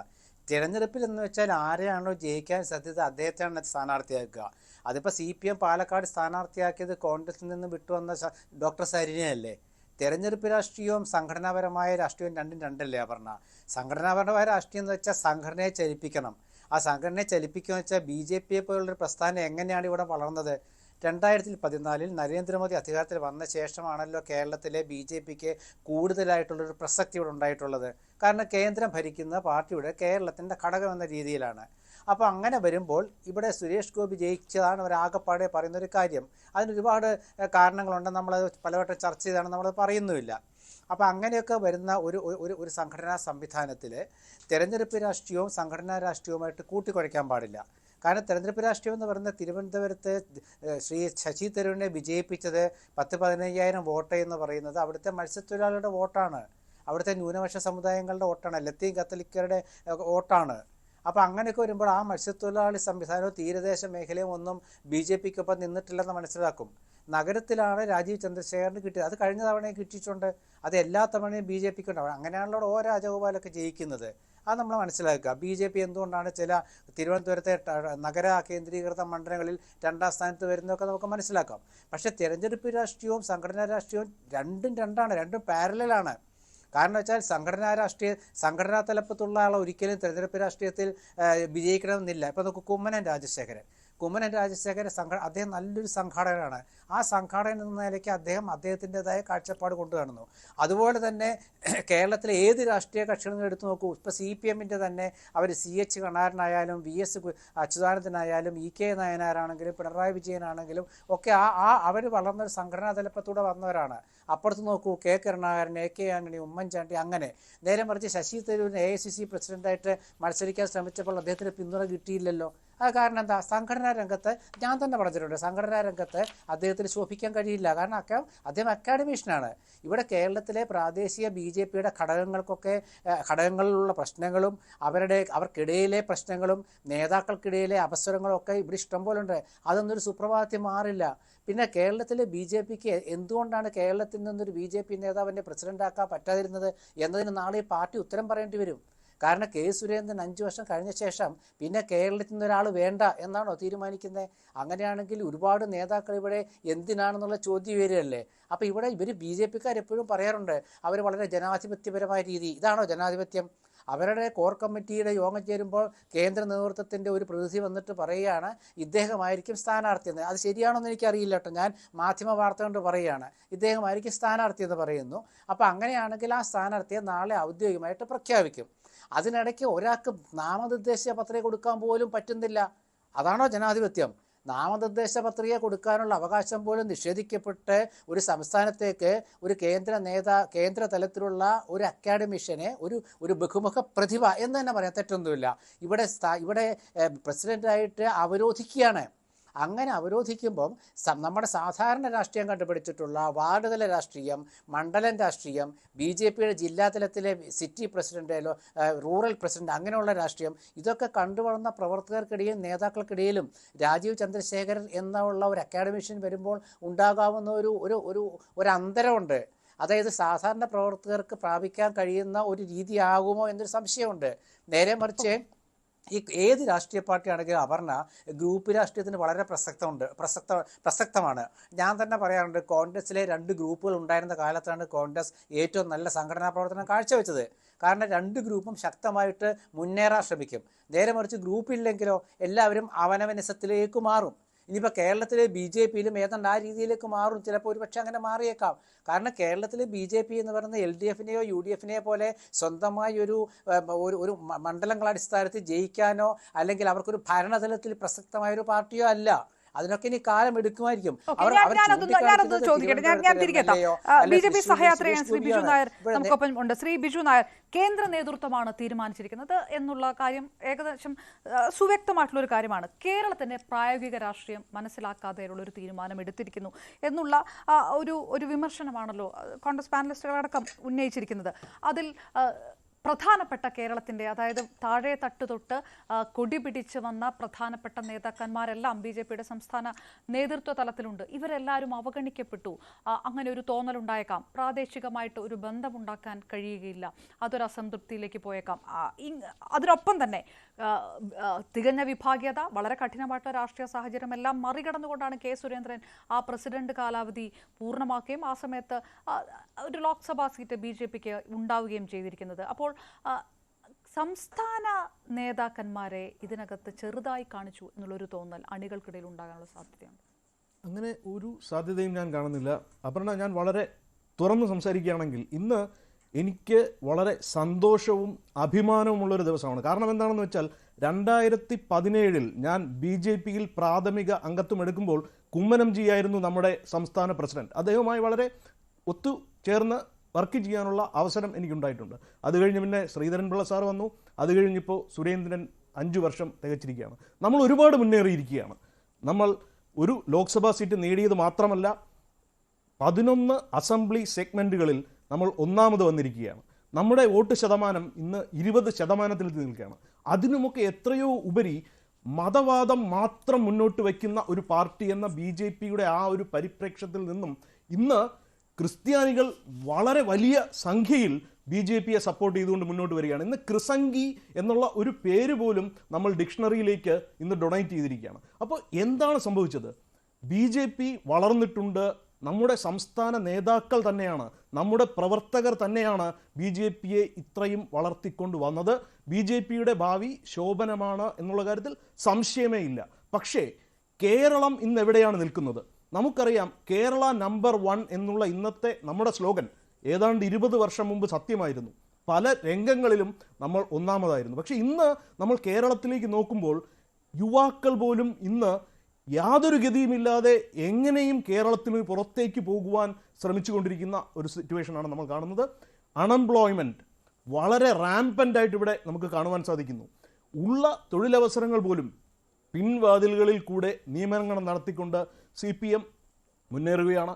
നമ്മുടെ നാട്ടിലെ ക്രമസമാധാന പരിപാലനം വളരെ മോശപ്പെട്ട അവസ്ഥയിൽ നിന്ന് നിൽക്കുന്നത് ഓരോ കൊലപാതകങ്ങളായി, അതും വളരെ രാസലഹരി ഉൾപ്പെടെയുള്ള വളരെ really dangerous trends in society. അതാണ് നമ്മൾ ഇന്ന് കണ്ടുകൊണ്ടിരിക്കുന്നത്. ഇന്ന് വളരെ ഇരുളടഞ്ഞ ഒരു ഭാവിയിലേക്കാണ് കേരളം ഉറ്റുനോക്കിക്കൊണ്ടിരിക്കുന്നത്. അപ്പോൾ അവിടെയാണ് ഒരു പുതിയ ദിശയിലേക്ക് കേരളത്തെ നയിക്കുവാൻ, BJPയെ നയിക്കുന്ന കാര്യം അല്ല ഞാനിവിടെ പറഞ്ഞു വരുന്നത്. കേരളത്തെ നയിക്കുവാൻ ഒരു നേതാവിനെ നമുക്ക് കണ്ടെത്തുവാൻ സാധിക്കുമോ എന്നുള്ള ചോദ്യമാണ്. ഇപ്പം നമ്മളിവിടെ പറയുന്നുണ്ട്, സമരങ്ങളിലൂടെയാണ് നമ്മുടെ രാഷ്ട്രീയ പ്രസ്ഥാനങ്ങൾ ശക്തിപ്പെട്ടിരിക്കുന്നത്. പക്ഷേ റോഡുകൾ തടഞ്ഞ് സഞ്ചാര സ്വാതന്ത്ര്യം നിഷേധിച്ചുകൊണ്ട് ജനങ്ങൾക്ക് അത്തരത്തിലുള്ള സമരങ്ങളുടെയൊക്കെ കാലം കഴിഞ്ഞു പോയിരിക്കുകയാണ്. ശരിയാണ്, രാജീവ് ചന്ദ്രശേഖർജി അദ്ദേഹം കൊടി പിടിച്ച് രാഷ്ട്രീയത്തിലൂടെ വളർന്ന ആളല്ല. അദ്ദേഹം ഒരു പ്രൊഫഷണൽ രാഷ്ട്രീയക്കാരനല്ല. പക്ഷേ അദ്ദേഹം ഒരു പ്രൊഫഷണൽ ആയിട്ടുള്ള ഇന്ന് രാഷ്ട്രീയത്തിൽ പ്രവർത്തിക്കുവാൻ താല്പര്യത്തോടെ മുന്നോട്ട് വന്നിരിക്കുന്ന ഒരാളാണ്. അദ്ദേഹം വളരെ ഉയർന്ന വിദ്യാഭ്യാസ യോഗ്യതയുള്ള, അമേരിക്കയിൽ വരെ വർക്ക് ചെയ്തിട്ടുള്ളൂ. ഇപ്പോൾ നമുക്കെല്ലാം അറിയാം, ഇൻഡൽ എന്നുള്ള കമ്പനി i486 പ്രോസസ്സർ ഉണ്ടാക്കിയ സമയത്ത് ഇൻഡലിൻ്റെ സ്ഥാപകനായ വിനോദ് ദാം ഹാൻഡ് പിക്ക് ചെയ്ത ഒരാളാണ് രാജീവ് ചന്ദ്രശേഖർജി. അവിടെ അദ്ദേഹം വളരെ സ്തുത്യർഹമായ പ്രവർത്തനങ്ങൾ കാഴ്ചവെച്ചതിന് ശേഷം ഇന്ത്യയിലേക്ക് തിരിച്ചു വന്ന അദ്ദേഹം, നമുക്കറിയാം $1 ബില്യൺ മാർക്കറ്റ് ക്യാപ്പുള്ള കമ്പനികളെ നമ്മളിന്ന് യൂണിക്കോൺ എന്നാണ് വിളിക്കുന്നത്. ആ പേര് കണ്ടുപിടിക്കുന്നതിന് മുമ്പ് ഒരു യൂണിക്കോൺ കേരളത്തിൽ ബിൽഡപ്പ് ചെയ്തത് നമുക്കറിയാം. BPL മൊബൈൽ അദ്ദേഹം ഉണ്ടാക്കി ഒരു യൂണിക്കോൺ എന്നുള്ള നിലയിൽ അദ്ദേഹം അതിൽ നിന്ന് എക്സിറ്റ് ചെയ്തതാണ്. അതിനുശേഷം അദ്ദേഹം പല ബിസിനസ് സംരംഭങ്ങളും നടത്തിക്കൊണ്ടു പോയിട്ടുള്ള ആളാണ്. അപ്പോൾ അദ്ദേഹത്തിൻ്റെ കഴിവ് അദ്ദേഹം തെളിയിച്ചിരിക്കുകയാണ്. ആ കഴിവ് കേന്ദ്ര നേതൃത്വം വളരെ വ്യക്തമായി അംഗീകരിക്കുകയാണ്. ശ്രീ ബിജു നായർ, ഞാൻ ചോദിക്കുന്നത് ഒരു പൊളിറ്റിക്കൽ ആയിട്ടുള്ള ഒരു വിഷയമാണ് ചോദിക്കുന്നത്. ഈ മതമോ അല്ലെങ്കിൽ അത്തരം സാമുദായിക വിഷയങ്ങളോ ഒന്നും ചർച്ച ചെയ്യപ്പെടാത്ത ഒരു തെരഞ്ഞെടുപ്പായിരുന്നു തിരുവനന്തപുരം ലോക്സഭാ തെരഞ്ഞെടുപ്പ്. അത് അവിടെ നിന്ന് കാൻഡിഡേറ്റുകളെ പ്രത്യേകത കൊണ്ട് വികസനം മാത്രം ചർച്ച ചെയ്യപ്പെട്ട, താങ്കൾ ഈ പറഞ്ഞ തരത്തിലുള്ള വിഷയങ്ങൾ മാത്രമാണ് അന്ന് കാൻഡിഡേറ്റുകളും ക്യാമ്പയിനിലെല്ലാം ഉൾപ്പെടുത്തിയിരുന്നത്. പക്ഷേ BJP എന്ന് പറയുന്ന ഒരു രാഷ്ട്രീയ പാർട്ടി കഴിഞ്ഞ സമയങ്ങളെല്ലാം ശബരിമല അടക്കമുള്ള വിഷയങ്ങളിൽ വളരെ തീവ്രമായിട്ടുള്ള നിലപാട് സ്വീകരിക്കുകയും ആ തരത്തിൽ വോട്ടർമാരിലേക്ക് എത്തുകയും ചെയ്തൊരു പാർട്ടിയാണ്. രാജീവ് ചന്ദ്രശേഖർ അതല്ലാത്ത രീതിയിൽ വികസനപരമായിട്ടുള്ള അല്ലെങ്കിൽ ഈ പറഞ്ഞ ടെക്നോക്രാറ്റ് ആയിട്ടുള്ള അത്തരം കാര്യങ്ങൾ അഭിസംബോധന ചെയ്യുന്ന ഒരാളാണ്. അത് തന്നെ താങ്കളും പറയുന്നു. BJP നിലപാട് മാറ്റുന്നു. ഇനി വികസനമാണ് പ്രധാനമായിട്ടും ചർച്ച ചെയ്യപ്പെടുക, അല്ലെങ്കിൽ ന്യൂനപക്ഷങ്ങൾ അടക്കമുള്ളതിലേക്ക് കൂടുതൽ പ്രാധാന്യം കൊടുക്കുന്നു. ഒരു മൊത്തത്തിൽ ഒരു താത്വികമായിട്ടുള്ള ഒരു മാറ്റം പാർട്ടിക്ക് സംഭവിക്കുന്നു എന്നുള്ളൊരു സൂചന ഇതിനകത്തുണ്ടോ? അല്ല, ഇവിടെ നമ്മൾ വളരെ വ്യക്തമായി മനസ്സിലാക്കേണ്ടത്, രാഷ്ട്രീയം നമ്മൾ പറഞ്ഞ് കോംപ്ലക്സ് ആക്കുകയാണ്. രാഷ്ട്രീയം വളരെ സിമ്പിളാണ്. നമുക്ക് ജനങ്ങളോട് നമ്മുടെ ഒരു വിഷൻ മുന്നോട്ട് വയ്ക്കാൻ സാധിക്കുകയാണ്. അവർ അത് വിശ്വസിച്ചുകൊണ്ട് വോട്ട് ചെയ്യുവാൻ മുന്നോട്ട് വരികയാണെങ്കിൽ ആ അധികാരം ജനങ്ങൾക്ക് വേണ്ടി ഉപയോഗിക്കുകയാണെങ്കിൽ അതുവഴി മുന്നേറാം. അപ്പോൾ ഈ സോഷ്യൽ ഇഷ്യൂസ് അത് വളരെ ഇമ്പോർട്ടൻ്റ് ആണ്. ഇപ്പം ശബരിമല വിഷയത്തിൽ ഇന്ന് വീണ്ടും സമരമുഖത്തേക്ക് ഇറങ്ങേണ്ടി വരികയാണെങ്കിൽ രാജീവ് ചന്ദ്രശേഖർജി മുൻപിൽ ഉണ്ടായിരിക്കുമെന്ന് എനിക്ക് ഉറപ്പാണ്. അപ്പോൾ അതുകൊണ്ട് തന്നെ BJPയുടെ പഴയകാലം തള്ളിക്കളഞ്ഞുകൊണ്ടുള്ള ഒരു ഭാവി അല്ല നമ്മൾ ഉദ്ദേശിക്കുന്നത്. ഇത് കേരളത്തിൻ്റെ ഇന്നത്തെ ആവശ്യം എന്താണ്? കേരളത്തിന്റെ ഇന്നത്തെ ആവശ്യം വളരെ വ്യക്തമാണ്, സാമ്പത്തികമാണ് മുഖ്യം എന്ന് ഞാൻ യാതൊരു മടിയുമില്ലാതെ പറയും. അല്ല, അപ്പോഴും എനിക്ക് സംശയം, പഴയ കാലം ഒട്ടും തള്ളിക്കളയുന്നില്ലെങ്കിൽ ഈ അറ്റത്ത് നിന്ന് ആ അറ്റത്തേക്കാണ് പോയിരിക്കുന്നത്. കെ സുരേന്ദ്രനിൽ നിന്ന് രാജീവ് ചന്ദ്രശേഖറിലേക്ക് വരുമ്പോൾ ആ നിലപാടുകളിലടക്കം ഉണ്ടാകുന്ന മാറ്റം വളരെ പ്രകടമായിട്ടുള്ള ഒരു കാര്യമാണ്. പരിപൂർണമായിട്ട് തള്ളിക്കളയുന്നില്ലെങ്കിൽ ആ നിലപാടിൽ തന്നെയാണ് നിൽക്കുന്നതെങ്കിൽ ഒരുപക്ഷെ മറ്റ് ഏതെങ്കിലും സംസ്ഥാന നേതാക്കളെ പരിഗണിക്കുകയായിരുന്നില്ലേ ചെയ്യേണ്ടിയിരുന്നത്? അല്ല, ഇവിടെ ഇപ്പോൾ BJP എന്ന് പറയുന്നത് ഒരു ജില്ലാ പാർട്ടിയോ സംസ്ഥാന പാർട്ടിയോ അല്ല, അത് അഖിലേന്ത്യാ തലത്തിലുള്ള ഒരു പാർട്ടിയാണ്. അപ്പോൾ അവിടെ കേന്ദ്ര നേതാവ് അല്ലെങ്കിൽ കർണാടകത്തിൽ നിന്നൊരു നേതാവ് അല്ലെങ്കിൽ കേരളത്തിൽ നിന്നൊരു നേതാവ് എന്ന് നമ്മൾ വിശ്വസിക്കേണ്ട കാര്യമില്ല. കാരണം ഇപ്പോൾ കേരളത്തിലെ സംസ്ഥാന തലമുതിർന്ന നേതാക്കൾ ശോഭാ സുരേന്ദ്രനടക്കം എല്ലാവരും വന്ന് വളരെ വ്യക്തമായി തന്നെ പറയുകയാണ്, രാജീവ് ചന്ദ്രശേഖർജിക്ക് നമ്മളെ ബഹുദൂരം മുന്നോട്ട് കൊണ്ടുപോകുവാൻ കഴിയും, അദ്ദേഹവുമായി നമ്മൾ ഒരുമിച്ച് പ്രവർത്തിക്കും എന്ന് യാതൊരു അർത്ഥശങ്കയ്ക്കും ഇടയില്ലാതെ അവർ പറഞ്ഞു വെക്കുമ്പോൾ അതിനർത്ഥം എല്ലാ വിഭാഗീയതയും ആ പാർട്ടിയിൽ അവസാനിച്ചു എന്നുകൂടിയാണോ? അതിനും കൂടെ വളരെ വ്യക്തമായി ഞാനൊരു ഉത്തരം പറയാം. സാധാരണ ഇപ്പോൾ കോർപ്പറേറ്റിൽ തന്നെ പൊളിറ്റിക്സ് ഒരുപാട് ഉണ്ടാകാറുണ്ട്. എങ്ങനെയുള്ള കമ്പനികളിലാണ് പൊളിറ്റിക്സ് കൂടുതൽ വരുന്നതെന്ന് വെച്ചാൽ ഗ്രോത്ത് ഓപ്പർച്യൂണിറ്റീസ് ഇല്ലാതെ സ്റ്റാഗ്നന്റ് ആകുന്ന കമ്പനികളിലാണ് പൊളിറ്റിക്സ് ഉണ്ടാകുന്നത്. ഇവിടെയും ഇപ്പോൾ കേരളത്തിലെ സാധാരണ BJP പ്രവർത്തകരുടെ അവരുടെ അഭിലാഷങ്ങൾക്കനുസരിച്ച് ഉയരുവാൻ BJPക്ക് സാധിച്ചിട്ടുണ്ടോ എന്ന് ഇതുവരെ ചോദിച്ചാൽ ഇല്ല എന്നുള്ളതാണ് സത്യം. അപ്പോൾ അതുകൊണ്ട് തന്നെ ഒരുപാട് വിഭാഗീയത എന്ന് നമുക്ക് തോന്നുന്ന രീതിയിലുള്ള പരാതികൾ വളരെ പരസ്യമായി തന്നെ മുൻപോട്ട് വന്നിട്ടുണ്ട് എന്നുള്ളത് ആർക്കും തള്ളിക്കളയാൻ സാധിക്കുന്ന കാര്യമല്ല. പക്ഷേ എന്തുകൊണ്ടാണ് കേരളം അല്ലെങ്കിൽ കേരളത്തിലുള്ള BJP പ്രവർത്തകർ, ലക്ഷക്കണക്കിന് BJP പ്രവർത്തകർ വിചാരിക്കുന്ന രീതിയിൽ BJPക്ക് ഉയർന്നു വരാൻ സാധിച്ചിട്ടില്ല, പക്ഷേ അതിന് സാധിക്കും എന്നുള്ളതാണ്. അപ്പോൾ ആ ഒരു മാറ്റം നമുക്ക് കൊണ്ടുവരുവാൻ സാധിക്കുകയാണെങ്കിൽ, അതിന് രാജീവ് ചന്ദ്രശേഖർജിക്ക് സാധിക്കുന്നുണ്ടെങ്കിൽ, സംസ്ഥാന നേതാക്കൾ അദ്ദേഹത്തോടൊപ്പം വർക്ക് ചെയ്യുകയാണെങ്കിൽ, കേരളത്തിലെ അണികൾ അതിനോടൊപ്പം ചേർന്ന് മുന്നോട്ട് പോവുകയാണെങ്കിൽ, BJP വളരുകയാണെങ്കിൽ പിന്നെ വിഭാഗീയതയ്ക്ക് ഒരു സാധ്യതയുമില്ല. കാരണം എന്താണെന്ന് വെച്ചാൽ അത്രത്തോളം നമുക്ക് നേതാക്കന്മാരെ ആവശ്യമുണ്ട്, അത്രത്തോളം നമുക്ക് പ്രവർത്തകരെ ആവശ്യമുണ്ട്. ഓരോ പ്രവർത്തകർക്കും ഓരോ നേതാക്കൾക്കും കിട്ടുന്ന വിസിബിലിറ്റിയും അവരുടെ കോൺട്രിബ്യൂഷനും അതാണ് ഇനി അങ്ങോട്ട് BJPയെ അടയാളപ്പെടുത്തുവാൻ പോകുന്നത്. അപ്പോൾ അത്തരത്തിലുള്ള ഒരു ഗ്രോത്ത് BJPക്ക് ഇതുവരെ ഇല്ലാതിരുന്നത് കൊണ്ട് തന്നെ ഇതുപോലെ നമുക്ക് വിഭാഗീയത എന്ന് നമ്മൾ അടച്ചാക്ഷേപിച്ച പല രീതിയിലുള്ള എതിർസ്വരങ്ങളും ഉണ്ടായിട്ടുണ്ട്. പക്ഷെ അതൊക്കെ നമ്മുടെ ഭൂതകാലത്തിലേക്ക് മാത്രം. അപ്പോൾ അത് മാത്രം വെച്ച് ചർച്ച ചെയ്തുകൊണ്ടിരിക്കുകയാണ്. ഇപ്പോൾ ഇവിടെ തന്നെ CPIM BJP ഡീൽ എന്നൊക്കെ പറയുന്നത് കോൺഗ്രസിന് നിൽക്കക്കളി ഇല്ലാത്തതുകൊണ്ട് അവർ ചുമ്മാ പറഞ്ഞുണ്ടാക്കുന്നതാണ്. ഇപ്പൊ തന്നെ നമുക്കറിയാം, രാജീവ് ചന്ദ്രശേഖർജി തിരുവനന്തപുരത്ത് ജയിച്ചത് അദ്ദേഹത്തിന്റെ കഴിവ് കൊണ്ടാണെന്ന് പോലും ഞാൻ പറയില്ല. ശശി തരൂർ ഒരു പരാജയമായിരുന്നു MP ആയിട്ട് എന്നുള്ളതാണ് സത്യം. അത് മനസ്സിലാക്കണമെങ്കിൽ അദ്ദേഹത്തിന്റെ തന്നെ സ്റ്റാറ്റസ് റിപ്പോർട്ട് നോക്കിയാൽ മതി. ആദ്യത്തെ തവണ അദ്ദേഹം MP ആയപ്പോൾ UPA സർക്കാരാണ് ഭരിച്ചുകൊണ്ടിരുന്നത്. അപ്പോൾ അദ്ദേഹത്തിന്റെ സ്റ്റാറ്റസ് റിപ്പോർട്ട് വളരെ ചെറുതായിരുന്നു, അതിനകത്ത് പ്രത്യേകിച്ച് ഒരു ഡീറ്റെയിൽസും ഉണ്ടായിരുന്നില്ല. പക്ഷേ മോദിജി അധികാരത്തിൽ വന്നതിന് ശേഷം കേരളത്തിൽ ഉണ്ടായ പല പദ്ധതികൾ, തിരുവനന്തപുരത്ത് ഒരുപാടെണ്ണം ഉണ്ടായി. അദ്ദേഹത്തിന്റെ വർണ്ണ ചിത്രങ്ങളടക്കമുള്ള സ്റ്റാറ്റസ് റിപ്പോർട്ട് മുഴുവൻ മോദി സർക്കാരിന്റെ ഭരണ നേട്ടങ്ങളായിരുന്നു. അപ്പോൾ അതുകൊണ്ടാണ് ശശി തരൂർ വളരെ തീരദേശ മേഖലകളിലൊക്കെ ന്യൂനപക്ഷങ്ങൾ ഒരുപാട് വോട്ട് ചെയ്യുവാൻ തയ്യാറായിരുന്നിട്ട് പോലും വളരെ നേരിയ ഭൂരിപക്ഷത്തിൽ മാത്രമേ അദ്ദേഹത്തിന് ജയിക്കാൻ സാധിച്ചുള്ളൂ എന്നുള്ളതിന്റെ പ്രധാന കാരണം ശശി തരൂരിന്റെ പരാജയമാണ് എന്ന് ഞാൻ ഇവിടെ എടുത്തു പറയുവാൻ ആഗ്രഹിക്കുന്നു. ശ്രീജിത്ത് മണിക്കർ, BJPയെ സംബന്ധിച്ചിടത്തോളം പല വിഷയങ്ങൾ വികസനത്തിലേക്ക് എത്തുമ്പോൾ ആ ഒരു നിലപാട് പരിഷ്കരിച്ചുകൊണ്ട് മുന്നോട്ട് പോയിട്ടുണ്ട്. പക്ഷെ ഞാൻ ചോദിക്കുന്നത്, പഴയ കാലം തള്ളാതെയാണ് ഈ തീരുമാനം എന്നുള്ളതിന് താങ്കളും യോജിക്കുന്നുണ്ടോ? കെ സുരേന്ദ്രൻ സംസ്ഥാന പ്രസിഡന്റായിട്ടുള്ള കാലഘട്ടങ്ങളിൽ എടുത്ത എല്ലാ നിലപാടുകളും അത് കൃത്യമായ രീതിയിൽ വർക്കൗട്ട് ചെയ്തു എന്നുള്ളൊരു വിലയിരുത്തലുകൾ കേന്ദ്ര നേതൃത്വത്തിനുണ്ടോ? അങ്ങനെ ഒരു സന്ദേശം താങ്കൾക്ക് കിട്ടുന്നുണ്ടോ? അല്ല, അങ്ങനെ ഉണ്ടെന്ന് ഞാൻ കരുതുന്നില്ല. കാരണം അദ്ദേഹത്തിന് 2 തവണ, അതായത് ആദ്യം ഒരു ടേമിൽ അദ്ദേഹം ഇരുന്നു, പിന്നീട് അതിനൊരു എക്സ്റ്റൻഷൻ അദ്ദേഹത്തിന് കിട്ടി. അങ്ങനെയാണ് ഇപ്പോൾ അദ്ദേഹത്തിന്റെ 2ാമത്തെ ടേമും പൂർത്തീകരിക്കുന്നതിന് ശേഷം മറ്റൊരാളിലേക്ക് പോകുന്നത്. ആ സമയത്ത് പോലും ഉയർന്നു കേട്ട പേരുകളിൽ ഒരുപക്ഷെ അദ്ദേഹം തന്നെ തുടർന്നേക്കാനുള്ള ഒരു സാധ്യത കൂടി ഉണ്ടായിരുന്നു. പ്രധാനമായിട്ടുള്ള 2 തെരഞ്ഞെടുപ്പുകൾ വരുന്നു. അപ്പൊ അതുകൊണ്ട് ലോക്കൽ ലെവലിൽ തന്നെ പൊളിറ്റിക്സ് അറിയാവുന്ന ഒരാളെന്ന നിലയ്ക്കും സംസ്ഥാന രാഷ്ട്രീയം നന്നായിട്ട് അറിയുന്ന ഒരാളെന്ന നിലയ്ക്കും ഒരുപക്ഷെ ശ്രീ കെ സുരേന്ദ്രൻ തന്നെ തുടർന്നേക്കാം എന്ന രീതിയിലുള്ള ഒരു വിലയിരുത്തൽ പോലും ഈ കഴിഞ്ഞ ദിവസം അല്ലെങ്കിൽ ഇന്ന് രാവിലെ വരെ നമ്മുടെ നാട്ടിലെ മാധ്യമങ്ങളുടെ ഭാഗത്തു നിന്നുണ്ടായിരുന്നു. അത് ഒരർത്ഥത്തിൽ അത് ശരിയുമായിരുന്നു. കാരണം അങ്ങനെ വളരെ സീസൺഡ് ആയിട്ടുള്ള ഒരു പൊളിറ്റീഷ്യനാണ് അദ്ദേഹം. ഇപ്പോ കേരള രാഷ്ട്രീയവുമായി ബന്ധപ്പെട്ട് ഏറ്റവും അടുത്ത് നിൽക്കുന്നയാളാണ്. അപ്പൊ അതുകൊണ്ട് അദ്ദേഹത്തിന് ഒരുപക്ഷെ ചുരുങ്ങിയ കാലയളവിൽ കൂടുതലായിട്ടുള്ള മാറ്റങ്ങളൊന്നും തന്നെ വരുത്താതെ തന്നെ, പൊളിറ്റിക്കൽ ഐഡിയോളജിയിൽ വലിയ വ്യത്യാസങ്ങളൊന്നും വരുത്താതെ തന്നെ അപ്രോച്ചിൽ വേണ്ടുന്ന മാറ്റങ്ങൾ മാത്രം വരുത്താനുള്ള ഒരു സാധ്യതയും അവിടെ ഉണ്ടായിരുന്നു. പക്ഷേ അദ്ദേഹത്തിന് കിട്ടിയിരുന്ന ഒരു ലോങ് പീരീഡാണ്. 5 വർഷത്തോളം അദ്ദേഹത്തിന് കിട്ടുക എന്ന് പറയുന്നത് ഒരു ലോങ് പീരീഡാണ്. ആ പീരീഡിൽ ഉദ്ദേശിച്ച അതേ ഫലം, ഉദ്ദേശിച്ച അതേ രീതിയിലത്തേക്കുള്ള വളർച്ച അദ്ദേഹത്തിന് ഇവിടെ ഉണ്ടാക്കാൻ കഴിഞ്ഞു എന്ന് ചോദിച്ചു കഴിഞ്ഞാൽ ഇല്ല എന്ന് തന്നെയാണ് അതിന്റെ മറുപടി. കാരണം അത് തെളിയിക്കേണ്ടത് കേവലം വോട്ടിംഗ് പെർസെന്റ് മാത്രമല്ല, സീറ്റുകൾ കൂടിയാണ്.